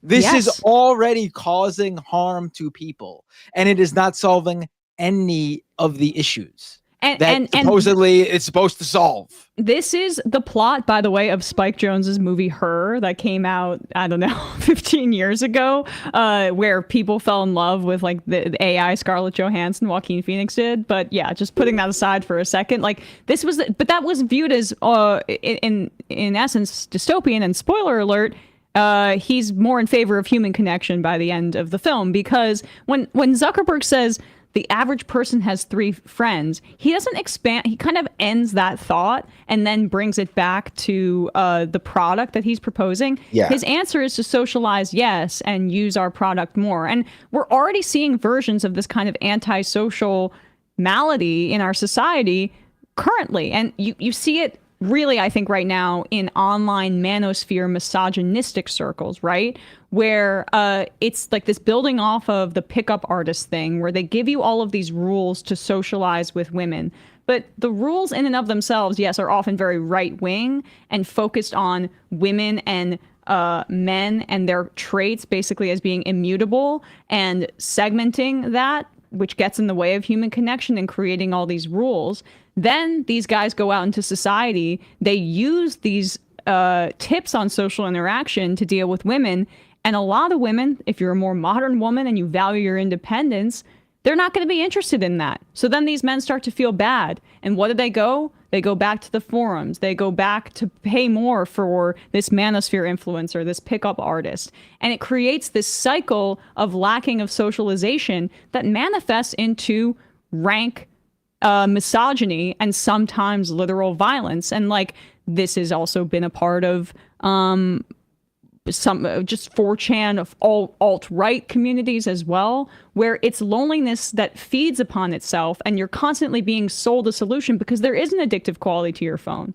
We know I'm addicted to my phone. We all are to a certain degree. But how about if you meld your addiction to like stimulation with your addiction to your loneliness being momentarily alleviated based on this like simulated human being that's speaking to you, all to make a guy like Mark Zuckerberg money? This is not going to help people socialize or be a tool. It's going to be a replacement that makes people depressed. You can never simulate true human connection, the spontaneity of it. It's in the same way that AI art will never be what art is, because it's not coming from a place of humanity. These people are anti-humanists. They are anti-human being, all the way up to Elon Musk and the Trump administration and their dystopian vision of going to Mars. They don't care about humanity. They care about getting rich, and they see the apocalypse as an inevitability that they may even accelerate for their own ends, but one that they're definitely going to get rich off of. And that's what is just like so weird and scary about the nihilism of all of the techno-fascist right, which includes ideas like this one. Absolutely. And, he says that people have 3 friends and they have room for 15, but he doesn't address why people don't have 15 friends. And we know why. It's capitalism. Instead, he pitches like a market solution to that problem. This is like he listening to his pitch deck that he presents to investors about how his AI is going to, commodify people's loneliness, but he's now pitching it wide as though it's like a good idea for you, as opposed to just like a money-making idea for Meta after their metaverse thing bombed. Also, wow, how does he even give a number to that? Who says you need 15 friends? Like, what is that? Like, there's no rule about that. There's no like rule. Studies. There's like studies in like social science from a while ago that positions or like posits that people have like a certain capacity to have a varying number of meaningful relationships. Like the number of people who you can have a meaningful relationship with is like 10 to 20. The number of people whose names you can remember like off the top of your head is like 100-ish. Like those things are treated, or used to be treated, as though they were like hard rules of science. But now we know that that's not like the case. But again, when you're putting together a pitch deck for investors explaining how this is a big, good market opportunity and you can increase your stock value, you say things like that aren't exactly correct. Yeah, I saw some people in the chat ask me for more about the case that I brought up, and I just wanted to read some of the details here because I think it's important in the context of this conversation. So it was send it to us. We can put it up on the screen. Yes, yeah. Let me drop it in the or just I can search it while you read it. But the chat here, it's right in the chat. It's AP News. So this is from earlier this year. No, it was from October of last year. Excuse me, October 2024. 14-year-old Sewell Setzer had become increasingly isolated from his real life as he engaged in highly sexualized conversations with the AI chat bot for months. the legal filing states the teen openly discussed his suicidal thoughts and shared his wishes for a pain-free death with the bot that was named after Daenerys Targaryen from the television show Game of Thrones. Oh God! On February 28th, the 14-year-old told the bot he was coming home, and it encouraged him to do so. I promise I will come home to you. I love you so much, Danny, Sewell told the chatbot. I love you too, the bot replied. Please come home to me as soon as possible, my love. What if I told you I could come home right now, he asked.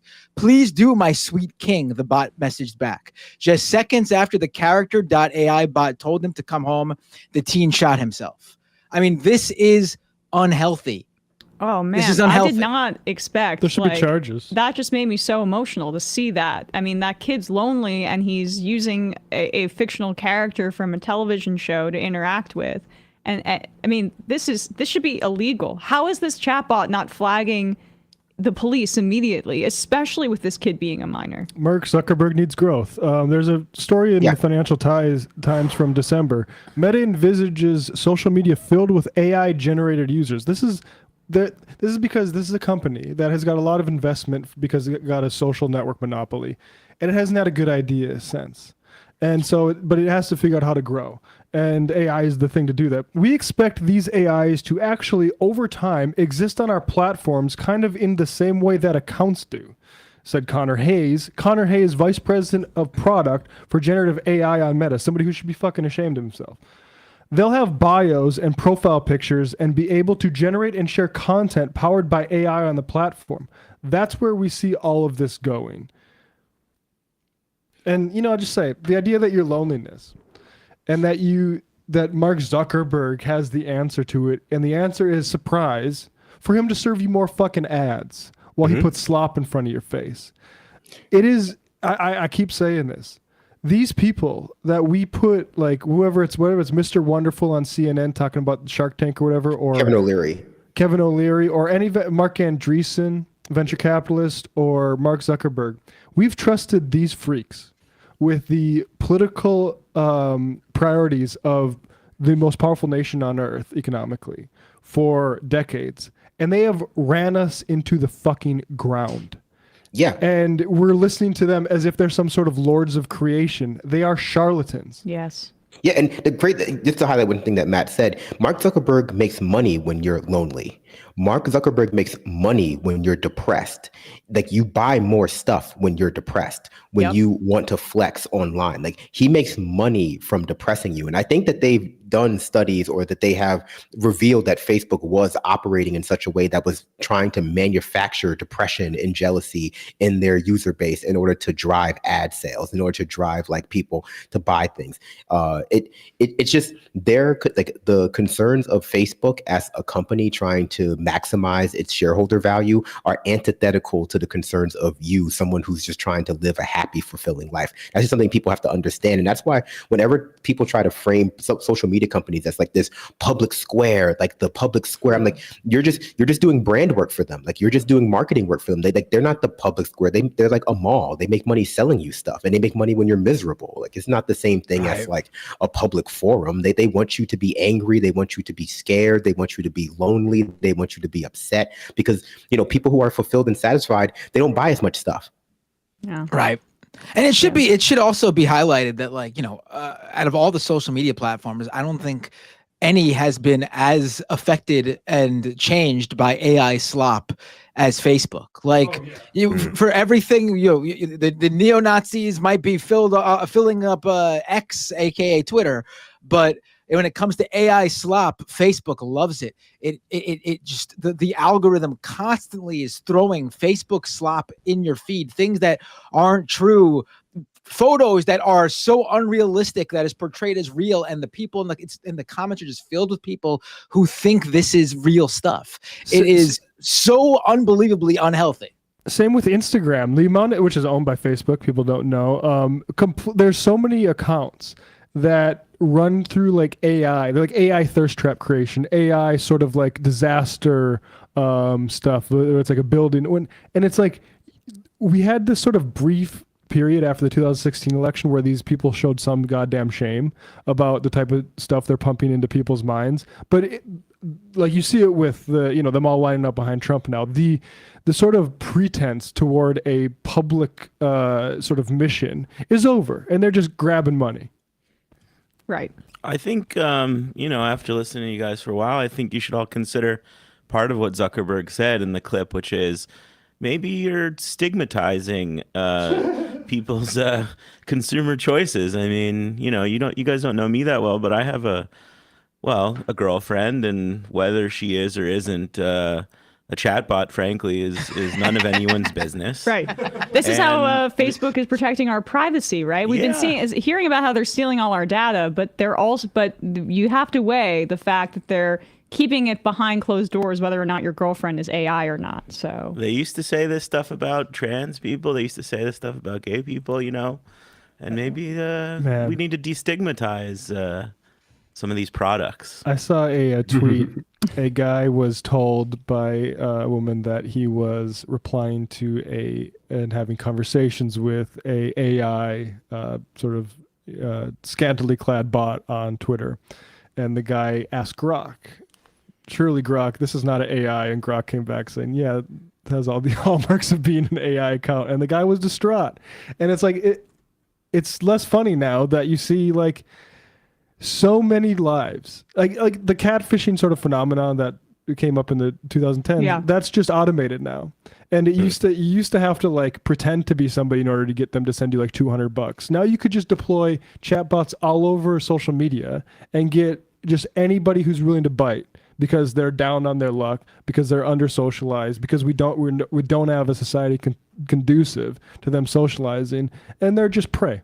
And when we think about some of these AI sex bots too, I've obviously since the election, I feel like my feminism's been like a little bit more heightened because of the moment that we're in. So I think about some of this stuff in these terms of like the anti-sociability and the way that like AI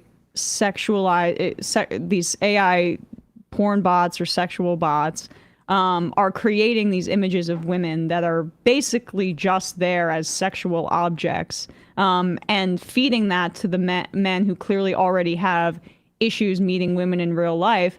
If they go out into the world, I have concerns about what that does to their relationship with women who are like of flesh and blood, because it's at its core an anti-humanist, anti-social agenda that is it's a big part of the political moment that we're in, right? Yep. Post-truth, nihilism, nothing means anything. Everything is your like kind of individualized experience, and you can personalize it via your AI.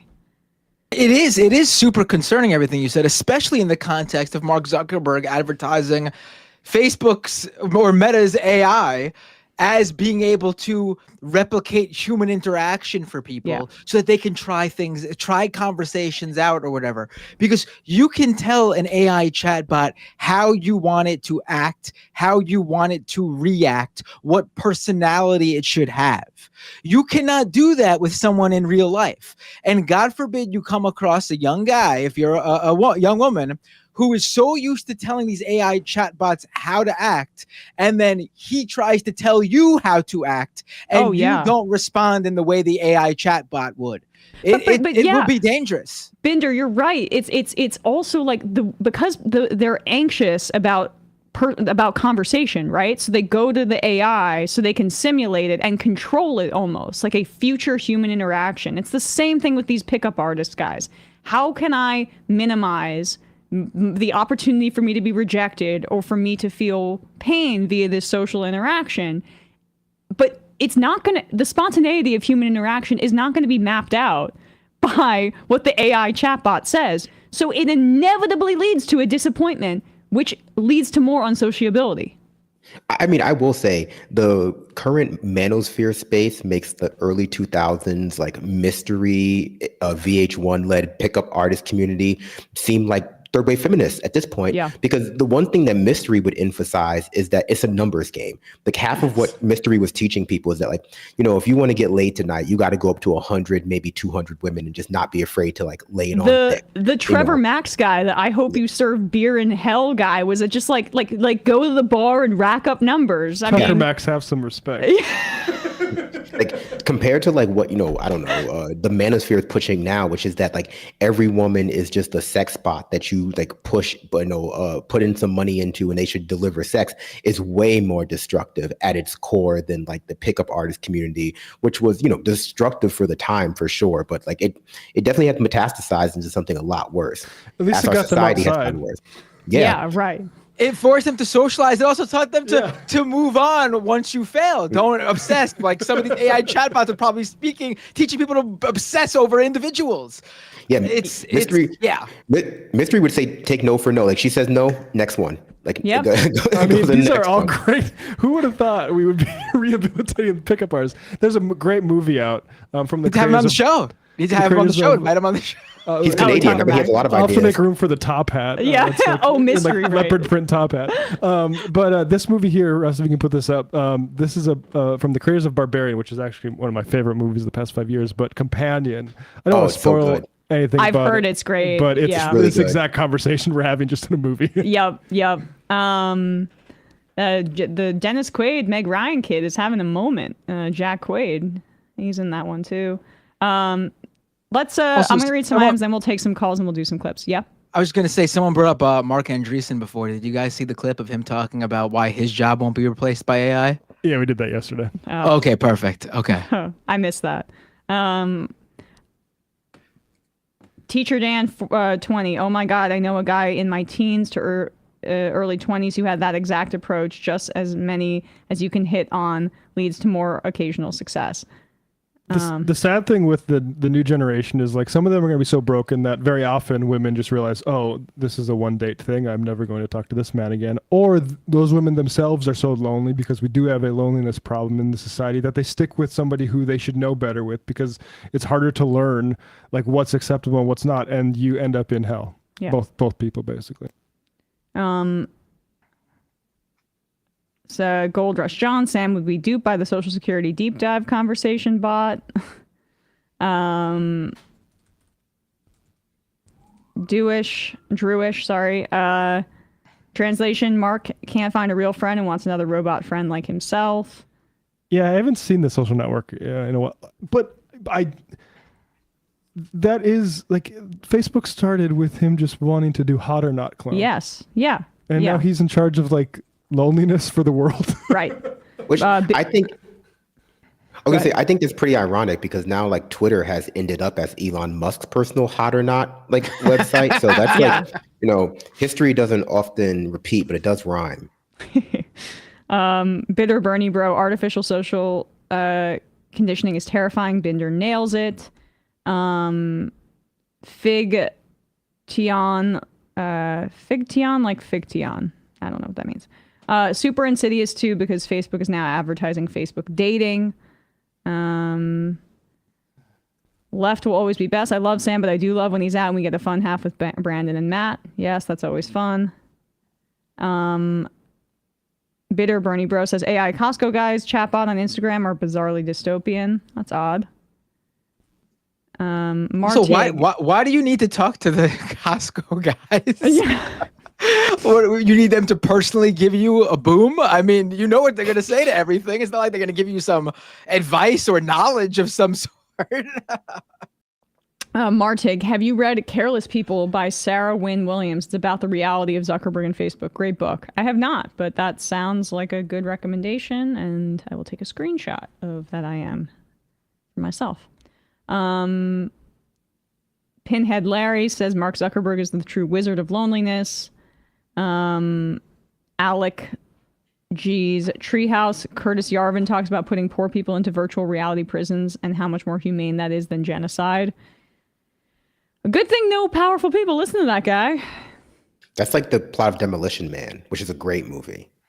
Oh, I haven't seen that. Also, I don't even understand what is a virtual reality prison? How does he imagine that working out? You're sort of like confined to a small space, but got a VR headset strapped to your face to sort of simulate openness in space. Great. Oh, so you are actually still in a prison. You're just wearing a VR headset. I mean, honestly, it's sort of what tech is trying to do to everybody that's not even locked up. Yeah.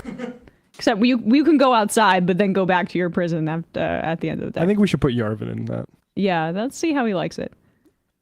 Dark Soul, for people who constantly harp on how movies are real and such, these guys just ignore the plethora of stories of how alienating removing any negative interactions or emotional experiences can be with some quick fix. Right.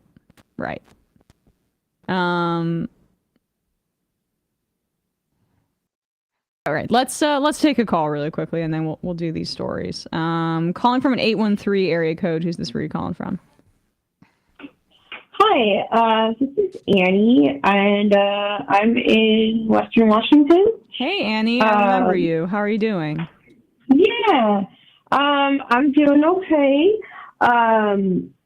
I just wanted to call in and give a quick little update. Sure. So MR Chat came through and donated to my GoFundMe over the last couple months. And just last Friday, my brand spanking new wheelchair was delivered that awesome. MR Chat helped pay for.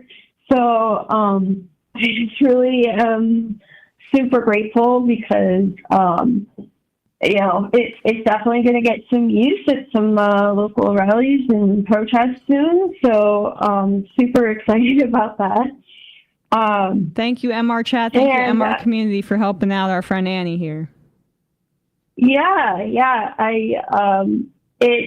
I've been honestly trying to get a new wheelchair for over 2 years. So you guys really helped me out with that. That's great. And I am still receiving cancer treatment. However, my prognosis is looking better. And so I just wanted to kind of share just a little update. And I am going to be running for local office this year as well. So congrats. I'm super excited about that. Yeah, you've talked about that before. That's exciting. What office are you going to be running for? I'm considering either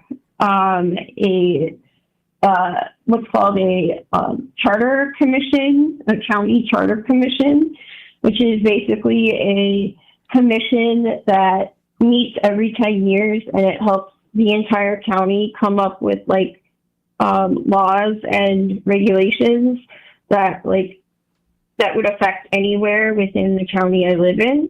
Awesome. So yes, I'm thinking about doing that. And so I just really wanted to say thank you to everyone. You guys really, came through and helped me out. I'm still a little bit far away from my final GoFundMe goal. I'm looking at your site now. We can put this up. You have raised a little over 9,000 of your 10K goal. So we're just hundreds away. Here's Annie's GoFundMe. Annie Fitzgerald. You can Google help Annie Fitzgerald afford life-saving treatment, GoFundMe, or we will put a link to this in the description below so people can help you out to get over that final hump. Thank you.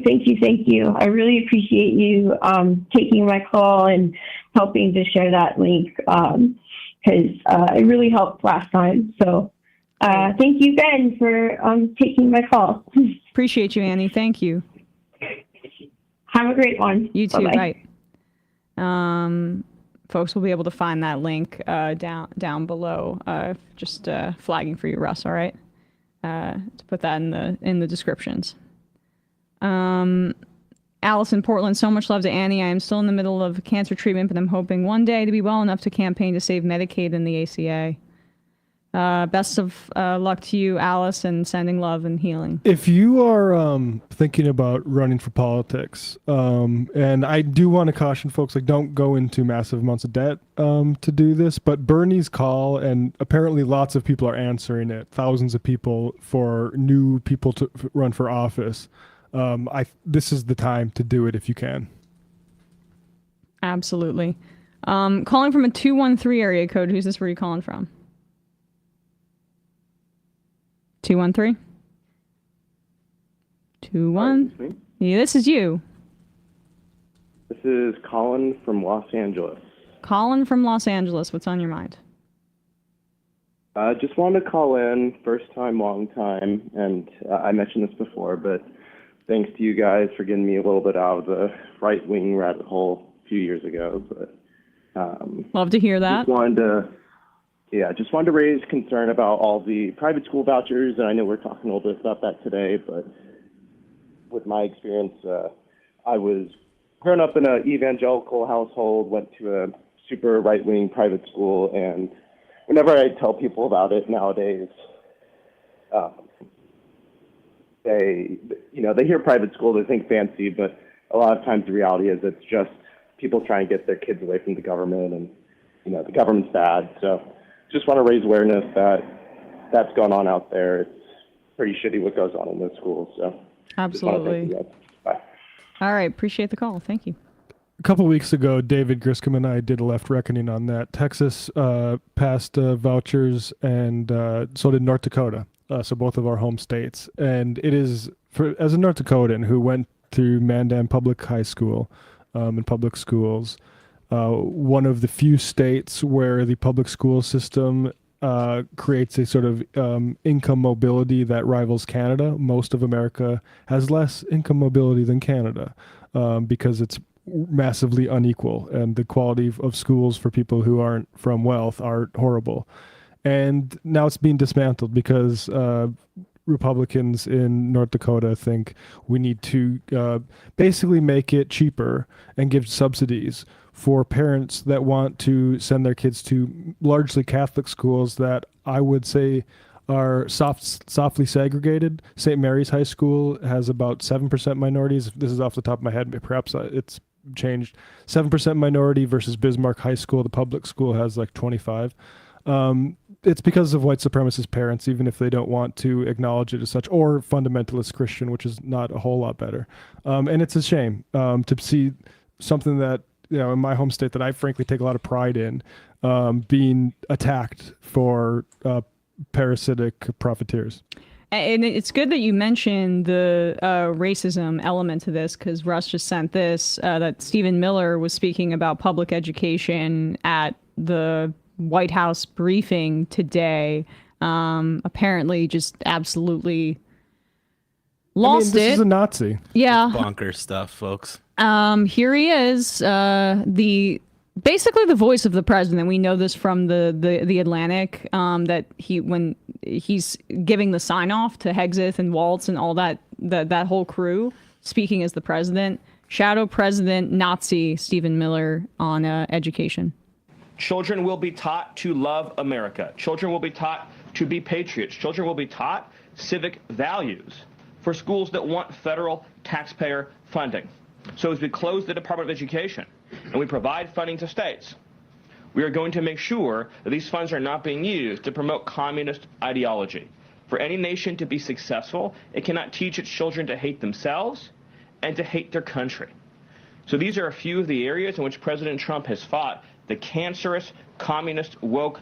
I just have to say, if you think that America's public schools are teaching children to hate yourself, it's because you are a Klan member. You are the fucking Klan. That's it. This you is are the a Klan lost member. cause. This is the lost cause. Is this not?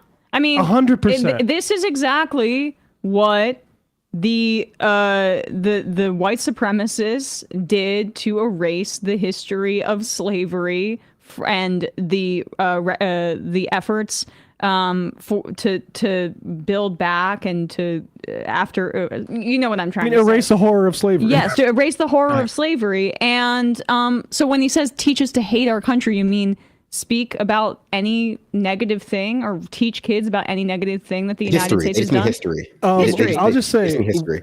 The stuff that he thinks is hating ourselves is actually stuff we got. The only things we have to be proud of, which is the civil rights movement, ending Jim Crow, ending slavery. Those brief moments of brightness in this thing, saying that, like celebrating that stuff and what it meant is actually teaching America to hate itself. No, it's teaching you that you have a duty. It's not just about pride.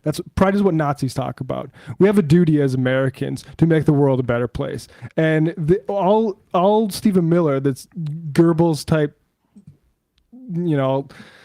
All he wants to do is to naturalize the sort of baseline evil that is existent throughout the world and gets displayed through American history.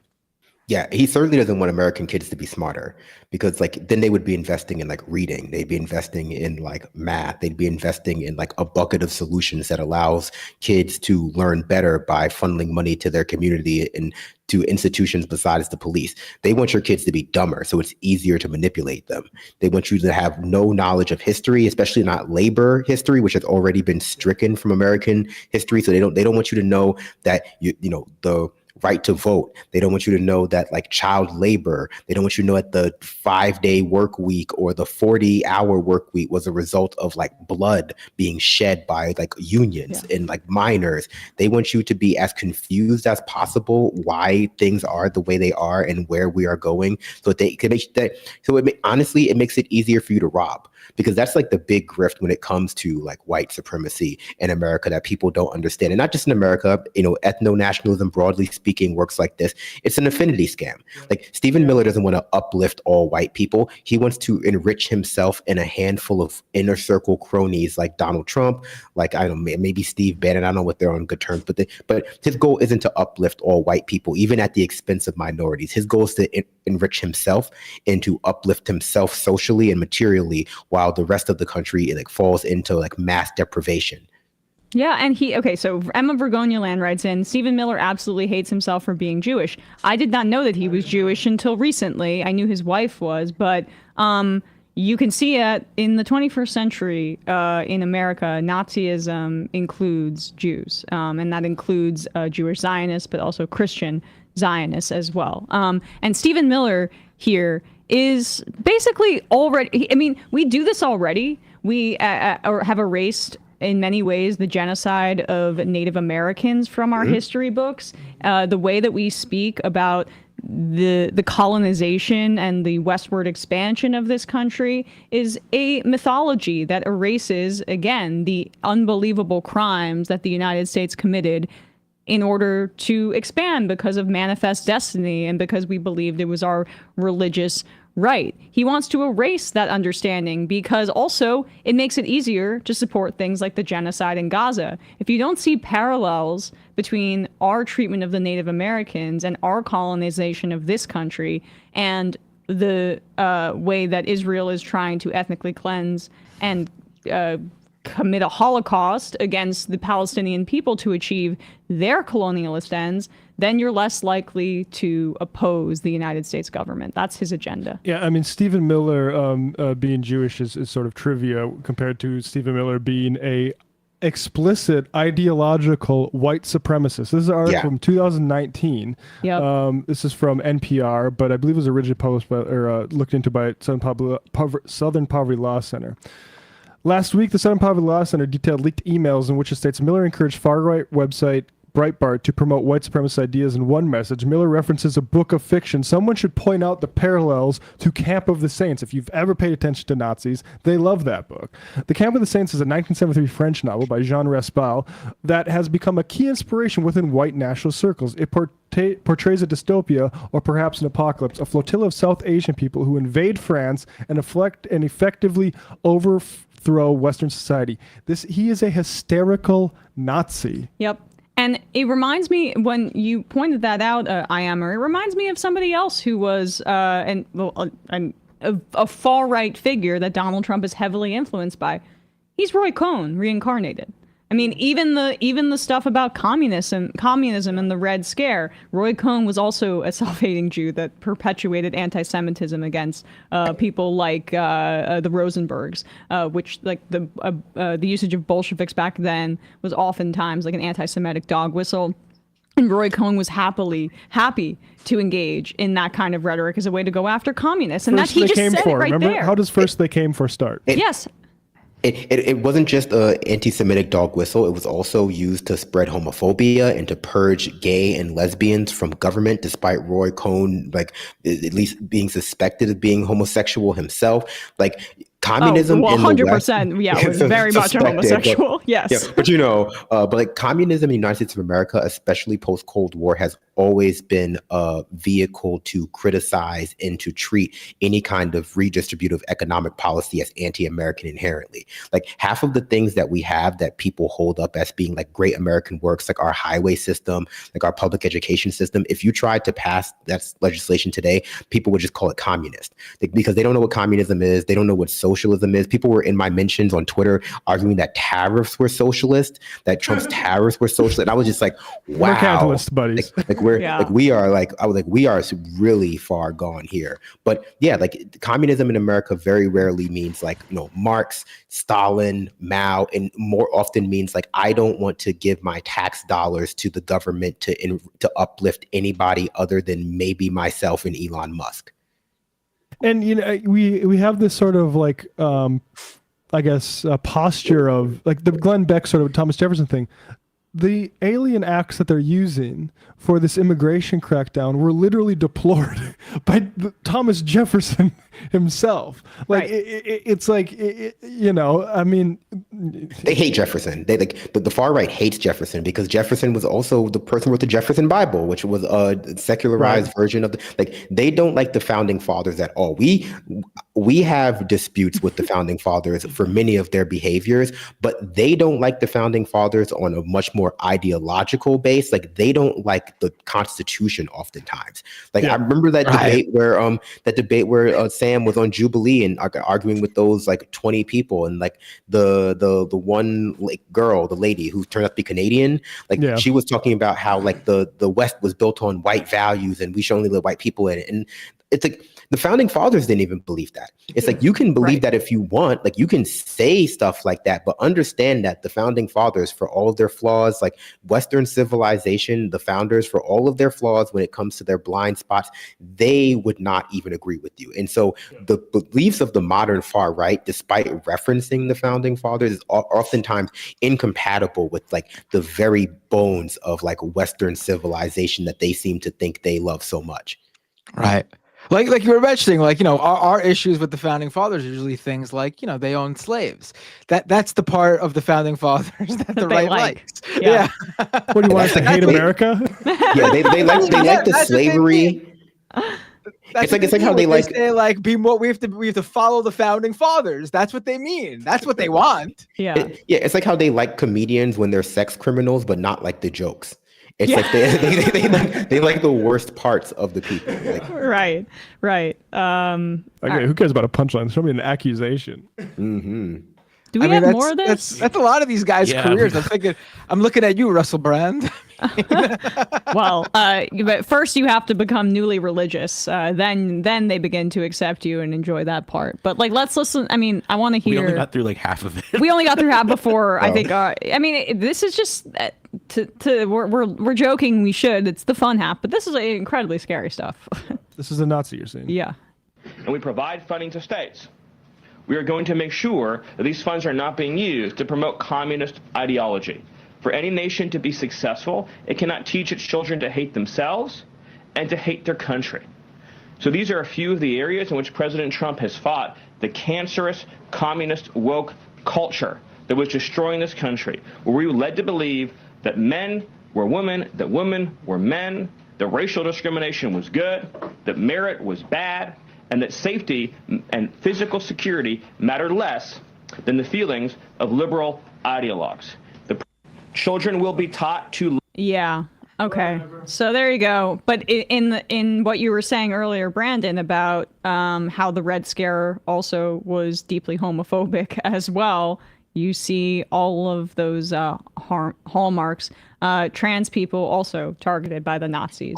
Also, a lot of states already have the kinds of things that they are saying that they need to get rid of the Department of Education for. Like, if you try to sell textbooks in Texas, like if you try to sell even textbooks that aren't related to history and they don't have some kind of like patriotic messaging in them, like even like a math textbook or like a science textbook, if there's like a flag on the cover, you're way less likely to be able to sell that textbook there. Like, that's just something that they demand from all of their like educational resource providers in red states like that, which ends up, trickling out into other states because of how big of a market Texas is.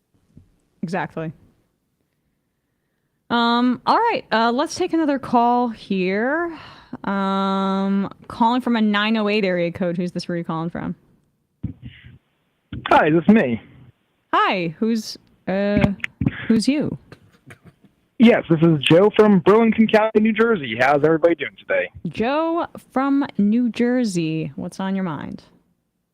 First things first is, unfortunately, I did receive some news.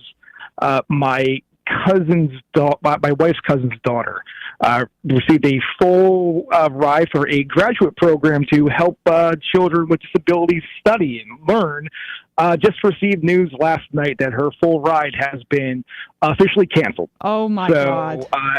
To be topical, this has hit my family directly, and we are all feeling it right now, unfortunately. That is a topical thing that just happened, unfortunately.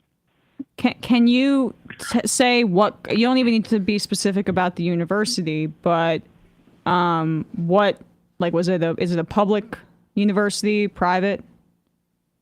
Public. And this is being said that this is like you're being told that this is a result of the cuts on the federal level? From my understanding from my wife's cousin, yes. It's just, I mean, I'm so sorry. And the cruelty of having the scholarship given and then taken away. We're setting merit on fire. If that Stephen Miller put in that word, it's not pro-merit anymore. We're setting a lot of merit on fire right now. And this is DEIA. They leave out the A, right? Accessibility. This is also for people who are disabled. And let's be clear that when we're talking about fascist movements and we call a guy like Stephen Miller a Nazi, the Nazis exterminated millions of Jews, but they also killed Roma, disabled people as well, were the target of the Nazis. And I don't use the word eugenicist lightly, but the RFK Jr. survival of the fittest kind of ideology is a proto-eugenicist framework that is the through line of this administration, too, as it relates to people with disabilities. Oh, 100%, and I agree. And actually, the reason why I was calling was from you had Mr. Chopra on the other day in regards to the issues regarding loan lending and mortgage servicing. A reason why I really call was, unfortunately, I do work in the mortgage servicing industry, and I can report that, unfortunately, these industries as a whole are very much falling apart. I know from talking internally with my company, I can give additional details offline, but they are essentially gutting almost all the staff in order to offshore everything. And it's not just, black and white data management. It is managing HELOC accounts, mortgage payments, not underwriting, but escrow accounts, foreclosures, and talking to a lot of individual reps. Unfortunately, they're wildly inept. It is very much a clear-cut. CEOs have been across the board making measures in order to basically patent their bottom lines. And, I know Mr. Chopper was noting that, things are going to get worse. Yes, I could tell you a lot of these mortgage servicing industries, they very much are going down the same path. They are cutting as much corners as they can, and they are doing everything they can to make money at the expense of the customer.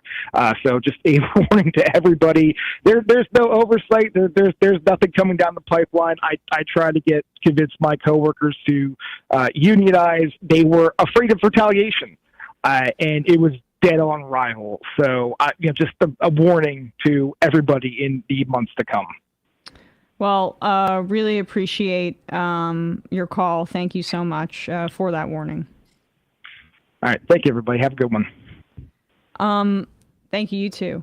It appears that we have some breaking news. I don't know if you saw that Mike Waltz is out at as national security advisor. Is that correct? Yes. Yeah. Yep. You Correct. did? I put something in there a little while ago that said that it was I must have missed it. going to happen or something. Okay. Yeah. Wow. All right. Well, it's expected to happen. Maybe we'll respond to it tomorrow when we have like an official announcement, because I don't love doing these stories completely on the fly. But we should talk about this story because this is really important. So there was a group of pro-Palestinian anti-genocide demonstrators who showed up to an event in Brooklyn. And this was an event where they were hosting Itamar Ben-Gvir, who is Israel's far-right national security minister. Fascist war criminal. Complete Terrorist. fascist, complete genocidal maniac, to the right of Netanyahu in the Israeli domestic political context. For me, it's a distinction without difference, but it gives you a sense of just like how extreme this person is. And this event was held at a synagogue, and the pro-Israel crowd will frequently do this kind of thing, including the real estate group that was hosting illegal sales, selling settlements within a in the synagogue. West Bank. Like, why are you protesting a synagogue? You're How anti-Semitic. Could you be so anti-Semitic to do that? Right. We're going to insult everyone's intelligence. We'll do something explicitly political and Zionist at a synagogue so that if there are protests, you can call them anti-Semitic. This is something that happens that Zionists. If there's a protest at a synagogue, they're selling land in it. Right. And so there were a few protesters protesting Itamar Ben-Gvir speaking there, and there was a woman who was assaulted by the Zionist crowd, where they started following her through the streets, and it was men and boys going after this woman who was trying to be escorted by a police officer. And I've seen photos of her forehead completely bloodied. That's the same woman, right? I'm not sure, because there were multiple women assaulted that night. Okay. By this crowd, so I'm not sure which of them this is, because in the report we're about to watch, she was kept anonymous. Right. So unconfirmed if this is the same person, but the Ryan Grimm doing great work over there on Dropsite, and I guess this is also an interview with Emily Jashinsky. This woman who wanted to remain anonymous and went on with Dropsite and spoke about her experience. So, it was kind of later in the evening, around 10:30, and a helicopter had been hovering over my building for around 30 minutes. So I went outside to see what was going on, and I encountered the aftermath of a protest when I arrived at I'm sorry. Houston Avenue and Eastern Park. So just to clarify, she was not engaged. She was not a part of the protests. She was not a part of the protest. Yeah, underline that for folks. Yes. Pro-Israel supporters, collateral damage? No, Who could have thought? Come on. That never I thought happened. this was just going to go after the nasty anti-Semites that are apparently within the anti-Palestinian movement. Apparently, just being around these Nazis, these fascist brown shirts, is a threat to even bystanders. When I arrived at Kingston Avenue and Eastern Parkway, right where the Shabbat is. And so what happened next? Yeah, so I was standing on the sidewalk. There were tons of people, hundreds of people in the street and on the sidewalk, pretty much only Orthodox Jewish people, mostly men.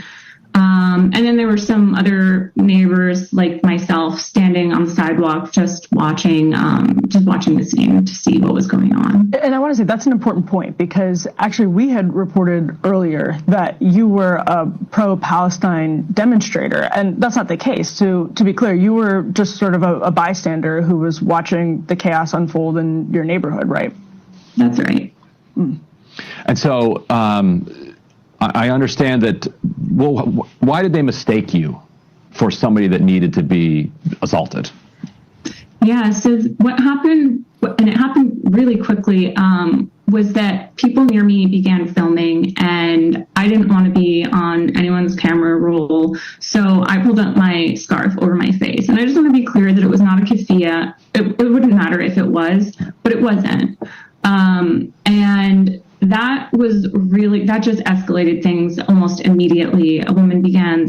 I just want to underline Kathy Hochul and other sort of Democrats passing mask bans on behalf of these sorts of people. Well, not trying to give Hochul unnecessary flowers. She's been protecting these institutions, the schools that have been going after protesters and has been suppressing pro-Palestine free speech. But that was just Nassau County. So it was a county provision that was passed in the north area of Long Island, where it's fairly wealthy and more conservative. Anti-Semitism was an ostensible reason. Anti-Semitism was used as a reason to ban masks. It was the first in the country. And at pro-Palestine protesters because they want to be able to see your face. So, but by the way, the ICE Gestapo that can come and pick you up, hey, they can wear masks and cover their faces, no problem. Yeah, and they'll blur the official photos of those guys with the state bureaucracy. I always say when stuff like that, that's how you know that they're lying about the people they're going after being dangerous. Because if they were actually dangerous, you would want to identify yourself at least mildly as police officers, because just rolling up on like a dangerous person who might be armed or completely unidentified would be you'd be a lot more likely to be the victim of some kind of execution in the United States of America. Like the fact that they feel comfortable rolling up on people unidentified, just going like, hey, come with us, it shows that they don't think these people are actually very dangerous. Right. And I'm sorry, maybe you were right, Matt, that the budget bill just passed in New York had extra penalties for criminals wearing masks. So that you might have been right about that. Sorry. It was not a keffiyeh. It wouldn't matter if it was, but it wasn't. And that just escalated things almost immediately. A woman began screaming at me. She was already screaming at the police. Then she started screaming at me that they needed to get me out of there.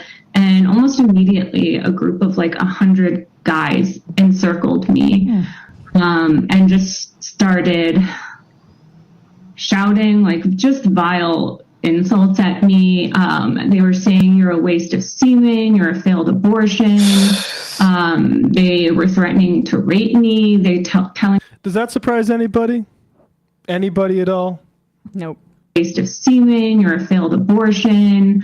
They were threatening to rape me. They telling me to go back to Palestine. And I also just want to say that I was standing right next to a long line of police. And as this began to happen, I moved closer to the police because I thought that would afford me some safety. And I was wrong because they did not do anything to intervene. And they really just stared straight ahead with their eyes glazed over as if no crime, nothing was happening before their eyes.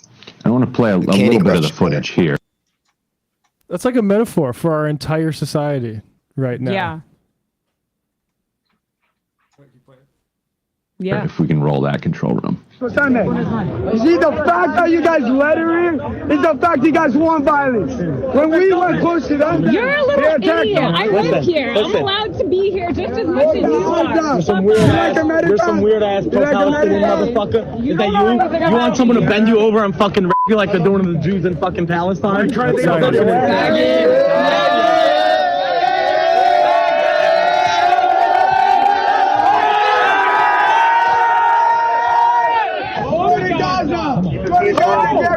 Right down the block. Yes, babies, you guys killed. And you can see in that video the police standing there. You pay taxes to be protected by the police. They're standing there in that video. And so how did you end up getting out of the situation? Was anybody other than the police trying to help? What happened as you tried to get away from that harassment? Yeah. So as I tried to leave the situation to get away, another officer from somewhere else on the street came over and he saw this mob following me and he tried to escort me home. walked in the direction of my home, and this mob of men followed. And as they followed, they were again saying, "Go back to Palestine," and in Hebrew shouting, "Death to Arabs." They were kicking me in the back repeatedly. They were throwing things at my head. They hurled a trash can at me. They threw a traffic cone at me. They were spitting. It was really scary. And at a certain point, we get the gist here. I mean, I appreciate her speaking publicly about it. And you see even in that footage, like the way they speak about Palestinian men in this racist way about them being rapists is just really underneath it their desire to use rape and sexual violence to silence their critics. It is a trope as old as colonialism itself. The positioning of like the brown male as being a hypersexual, violent criminal to disguise the inherent patriarchy of the oppressor group. It happens everywhere. And I do want to abstract this a little bit because this is not just a unique situation when it comes to pro-Israel counter-protesters being allowed to inflict violence on like pro-Palestine protesters. This is the format that the entire far right wants to roll out for protesting in general. They want there to be a violent counter-protest movement that broadly comes out when anytime there is like a pro-labor protest, anytime there's a Black Lives Matter protest, anytime there's a pro-women's rights protest. They want to make it normalize it being semi-legal for a group of counter-protesters to come and try to crack the skulls of protesters. This is just a test case for that, because they know that when the counter-protesters are able to index a marginalized identity like Judaism, that it makes it harder for our society, for people who consider themselves to be liberal and have very shallow understanding of identity, to criticize stuff like this because they're afraid of being considered anti-Semitic. They don't understand how someone who has the identity that we consider to be a generally marginalized identity can in certain contexts be the oppressor or be the violent one. So like this is just using this particular test case, in my opinion, to start normalizing this for protests in general. We've seen it all over the country. We've seen it like them allowing you to drive through protesters if you want. The Kyle Rittenhouse case, like they want this to be the way protesters are treated, and cops just standing there and letting it happen is going to be the standard. Exactly right. I'm so disgusted that Ben Gvir was in my goddamn neighborhood. Yeah. I think it's a huge problem. I think him speaking around Yale at a nominally Jewish outreach organization founded by, in part, Cory Booker and one of the Rabbi Shmulis, inviting him there, and this exact same thing playing out where the Zionists that support the fascists like terrorists like Ben Gvir coming to speak are staging sort of videos with the protesters saying, look, they're against me as a Jew. They won't let me walk through. I mean, I just headlined this. There's been no food, water, or medicine that has gotten into Gaza in 60 days. And everyone who would put their feet on the streets for Ben Gvir, everyone in that video harassing that woman, loves that. They might not say it. Some of them would. They might not say it, but every one of them loves that. Yeah. And I think why liberal Zionism is an enabler of fascism is there are some people who are still naive in the sense of like they think that everybody has good intentions and that if we all just come together, we can figure something out. Disney Zionism. They're Disney adults. Yeah, but it's not that they want genocide. They like the taste of blood in their mouth. If they see that folks like that, they see what we see, and we see a father wailing over his son's dead body, and you can see the fluid of the 2-year-old's brain on the ground. They see that as hell yeah. I mean, there's a myth generally in societies that engage in colonialism, that engage in imperialism, that engage in domestic types of fascism, that there is a justification that there's like a pathway you can take to justify it that can soothe your the more liberal minded people's like inherent sense of what's right and wrong. That's why you hear them weaponizing the idea of systemic sexual assault. That's why you see them weaponizing the idea of like crimes against other marginalized populations in order to like give liberals an out for supporting things that they might otherwise still support but still feel bad about supporting and not be able to like advocate for vocally, but because they've been convinced that it's something that like if you just do it for the right reasons, if you just bomb a Muslim country because you want to free the women, that makes it better. That's a better type of imperialism, and we know that's not the case, right? And this is what makes like liberals across the spectrum, not just liberal Zionists, so dangerous when it comes to issues of like foreign policy and like our foreign imperialist project, because oftentimes they can be convinced to go along with it if you just tell them the right story about what's going on over there that like tickles their their particular political concerns. I think too, like, and I think Brandon and Emma both sort of brought this up in a way, like liberal Zionists can't sort of square the fact that there are people, a large portion of people who are Zionists who approve and like that, like Emma was saying, like the destruction, like the death. And because they need to understand like why. And I can give them multiple answers. There are some people who are just who just are that they like seeing the other, who they view as their enemy, to feel pain, regardless if it's man, woman, or child. It doesn't matter. They view them all as the other, and they don't care. Like, you can't really explain that. But those who do, the people who do feel that way but have an explanation, they've shared it. We already have the quote unquote rational explanation from people who are fine or even back the killing of Palestinian children. And they've explained it in many ways. The most popular way is probably they'll grow up to just hate us or attack us anyway, so we got to kill them now. Like, they've explained it. Like, this isn't hard to understand. The people that Emma and Brandon and Matt Leck and myself are talking about, who just like and support this stuff, they have on camera told you all why. And you are willingly either ignoring it or you're just blindly trying to pretend it doesn't exist, because they have explained it to you. Not only that they have these feelings, but the why they have these feelings. And it's a lack of courage. It's also, I think, I've said this about liberal Zionism before, but there's a disinterest in doing politics, and in my experience too, the people who are most obtuse about this are often wealthier.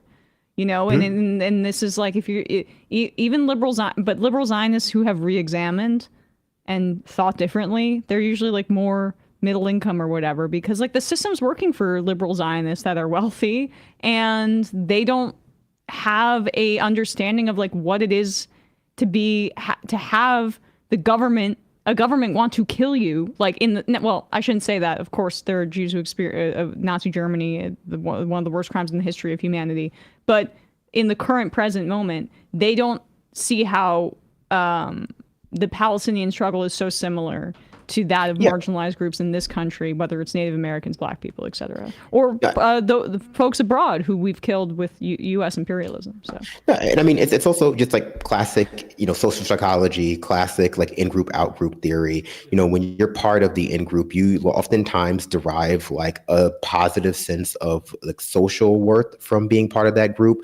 There's an emotional component to it. There's a psychological component to it. There's like an intellectual component to it, and condemning that group entirely or disaggregating yourself from it is something that takes a lot of like work. It takes a lot of work because you oftentimes still value being part of the group as a whole. And that also prevents you from having empathy from people who are outside of that group. You know, like we see that with Western chauvinists all the time. A lot of like liberals, a lot of leftists still like espouse the values of like the American project and refuse to engage with the fact that that project has been steeped in blood. And the reason why is not because they don't know, it's because they're part of the group. They're an American and they don't want to look inwardly about what that would mean for themselves and their own identity. Yeah, I mean, there's a question that sort of could be left in the air that could imply some sort of anti-Semitic thing when people say like, well, why do you think the Israelis are so hateful or something like that? And it has nothing to do with Judaism. It has nothing to do with any holy book. It's any people put into a situation where your number is viewed as rivalrous with the indigenous people will develop hatred. That's the exact same reason, people on the Dakota Prairie hated the Sioux to the point, or the Lakota, to the point where they genocided them. And you had things like Custer, right? Like this sort of hatred is structural. It is not part of any sort of faith. It is not part of any sort of like people. It is a structural thing. When you put people into a situation, like I said, where your demographic is viewed as the one that needs to be preserved and the others are a rival to it, there's no way that can be seen as anything that can do anything other than engender hate in the population. Yeah, and it's not that Americans aren't like guilty of that exact same thing. And I think a lot of times people want to look at Israel as being a discrete example of like a way a country could be that there's no sort of, and this is even when they're criticizing Israel, there's no sort of comparison to, but like, Americans are a lot like this too. It's just, by nature of the historical particularism of Israel and where it is, there's a lot more of that. But look at how people talk about Mexicans in this country. Mm-hmm. Like, look at how like they're all rapists, they're all murderers, they're all gang members. We're putting them in camps too. Like, are they the exact same type of camps that the Israelis are putting, Palestinians in? Like, are they like Seder Taman? No, they're not that bad yet, but we're working our way up to there, right? And sorry, Brandon, I just want to say, like, this is the West Bank. If you want to put this up, Russ, it's the West Bank of the Missouri River, and that is a guardhouse meant for the outpost of like Custer and folks to kill Native Americans if they threaten the city. It's the same thing. The same thing you see in guardhouses that are patrolled by Israelis. Yep. Well, with that said, I think we're gonna just read some IMs and get out of here. I mean, sorry, folks that were on the line. I apologize. But we covered a lot of ground today. Them's the breaks. Yeah. JD's pants. This is the hardest episode to sit through in a while. I'm at work. I want to cry. Every story is worse and worse. We tried to start off with fun with the Zuckerberg thing. Yeah, except that was sort of staring into the abyss itself. Yeah. Don't talk about my girlfriend that way. She's not an abyss. Crap, the server's down. No sex for me tonight. Sorry. Okay. Grant. No one clipped that. That's inevitable. Grizz Johnson. I'm guessing Ben Glebe will be just fine with these death chants since it wasn't being lobbied against Jews or Israelis. I believe that woman was Jewish, by the way. Yeah, one of them was Israeli too. Though I think maybe not that woman, but I think the one who did get her head cracked open or got beat up. That guy, I saw like the Instagram post. She was an American Israeli. They just don't want you to think of that population as having that kind of diversity. They want you to think of it as a unified front against the Palestinians and pro-genocide. So it makes it harder to critique. And yeah, and shame on people like Jake Tapper or Dana Bash that will not emphasize that. But if it was a pro-Palestine group doing a quarter as much harassment of Jewish or an Israeli woman, would have led every night of the week. Well, they'll even tell you that Hamas oppresses Palestinians in Gaza Strip. They'll acknowledge that there is a diversity of opinion within like Palestinians about like the way the Gaza Strip, the way the West Bank should be run. They just don't acknowledge that when it comes to Israelis or even the Israelis' ability to like totally speak for every Jewish person in the entire world. Can I do a little Russ Finkelstein plug over here? Yes. So Matt mentioned Dana Bash and Jake Tapper. If anyone wants to delve more into their background and conflicts of interest, you might want to listen to my old podcast, The New Yorker Political Scene, where I make fun of the New Yorkers Political Scene podcast, I did an episode about Dana Bash and Jake Tapper. Throw a link in the description. Yeah. I'll throw a link right in the description. Good That job. sounds very interesting, actually. I didn't know such a thing existed. Yeah. I love how many layers deep it is. I'd like to bring it back one of these days when I'm not over here shoveling coal into this furnace at the Majority Report. Jab from VA. The founding fathers wouldn't consider the majority of these white people to be white. Hey man, what the says the tech billionaires are so uncreative these days. They pull all their ideas from dystopian sci-fi media without thinking about the downsides. At least Steve Jobs stole and then innovated on the theft. Locked in the lockbox. Respectfully, I think the class analyst of Zionists is really wrong. Zionism has tremendous support among poor Jews and Jews with immigrants' backgrounds from the former Soviet Union. Fair enough. I just said anecdotally, honestly, but well, I mean, I also think if you're richer, you're more likely to be more right wing. I don't know. I mean, and it's billionaires like Ackman and Redstone and all these types of folks who are really pumping this, in my opinion. But I mean, yeah. I mean, fair enough. I mean, there's the money issue too, in terms of like Israel's in terms of a customer base. Israel is a lot of these big tech companies' customers. I mean, look at all these like weapon tech companies that are coming, Palantir or whatever. They all count Israel as among their customers. So they got to defend where their money's coming from. But I mean, that's also part of like the scam of ethno-nationalism that I was talking about before. Like that's the scam of what it is. It's to convince like poorer people that are part of your group that there is more there's less distance between them and the rich members that are a part of that group than there, and more by nature of creating a permanent underclass. And so it allows for like poorer members of like, let's say white supremacy, poor white people in the South are able to feel as though they're empowered by their proximity to rich white people under a white supremacist structure because of the existence of a permanent underclass of brown people that can never, get to that point or can never like shrink that distance with them. And so it's just a common way for people to get scammed in these kinds of structures. Yep. All right, 5 more and then we will get out of here. PCT Joe, I have a friend who served in Afghanistan and told me 2 stories. One of a fellow soldier friend of his being blown apart at a checkpoint by a suicide bomber, and another story about a group of soldiers giving food to people. Then, as they were leaving for the day, children followed the truck and one of the guys was throwing cans at the children's faces. I asked how likely it was that the kid or their family is more or less likely to strap on a bomb, and we haven't talked since. Wow. Our understanding of what our troops do in war zones is massively sort of watered down. And you can look up like Zippo squads in Vietnam, which is that we would have troops just go village to village setting huts on fire. And you look back at the end of the evening at all the different plumes of smoke behind you, and that's the amount of villages that you set on fire. Rob in Reno, Matt, I'm a descendant of one of the families from the Salem witch trials. Our contention has always been that it was a land grab. There was no such thing as Hugot. There was no delirium. It was free real estate. That's what someone who is part witch would say. I'd like to hear more about that. Like there's definitely a lot of the Salem town versus Salem village sort of urban rural issue there, and with regards to the charter. But was the initial allegations not part of that, or was it allowed to get out of hand because there was? I mean, it's not just the land grab in Salem.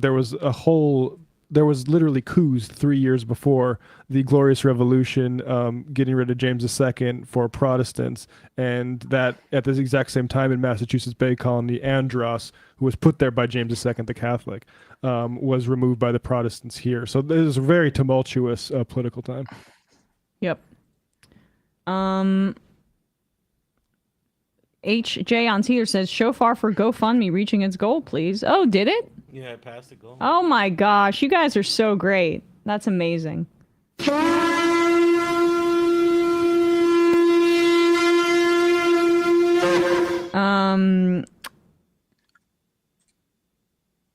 Fenton Mully's distant father says, truly mind-blowing to me that Bill O'Reilly's still alive. I know. I thought I was seeing a ghost. You kind of are. And the final... breaking news. Trump nominates Mike Waltz to be the UN ambassador. It's because he's just going to be acting, though, because they're not going to be able to get him through Senate confirmation after Signalgate. Right. So, like, okay, so he doesn't fire him, but who becomes national security advisor? Probably just like Itamar Ben-Gvir. And the final IM of the day.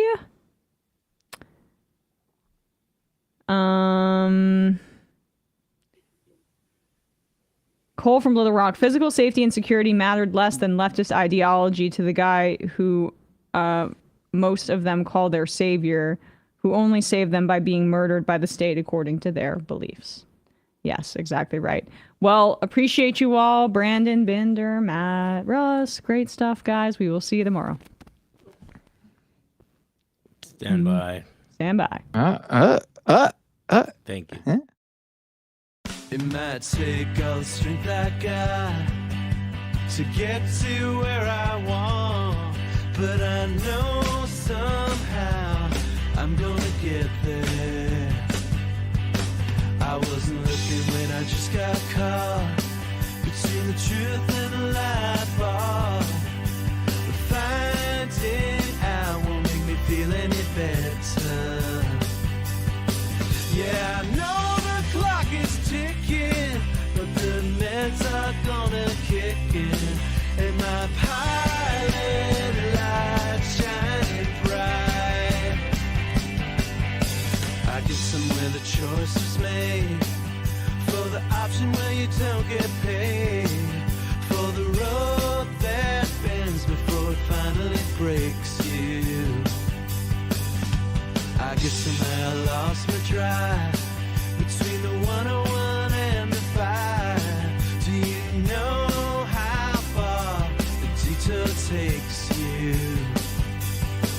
Yeah, I know the clock is ticking, but the meds are gonna kick in, and my pilot light shining bright.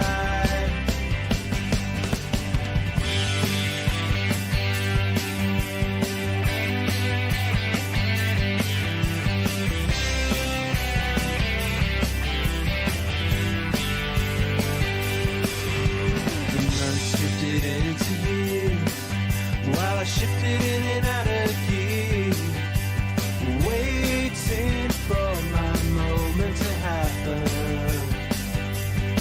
I don't know how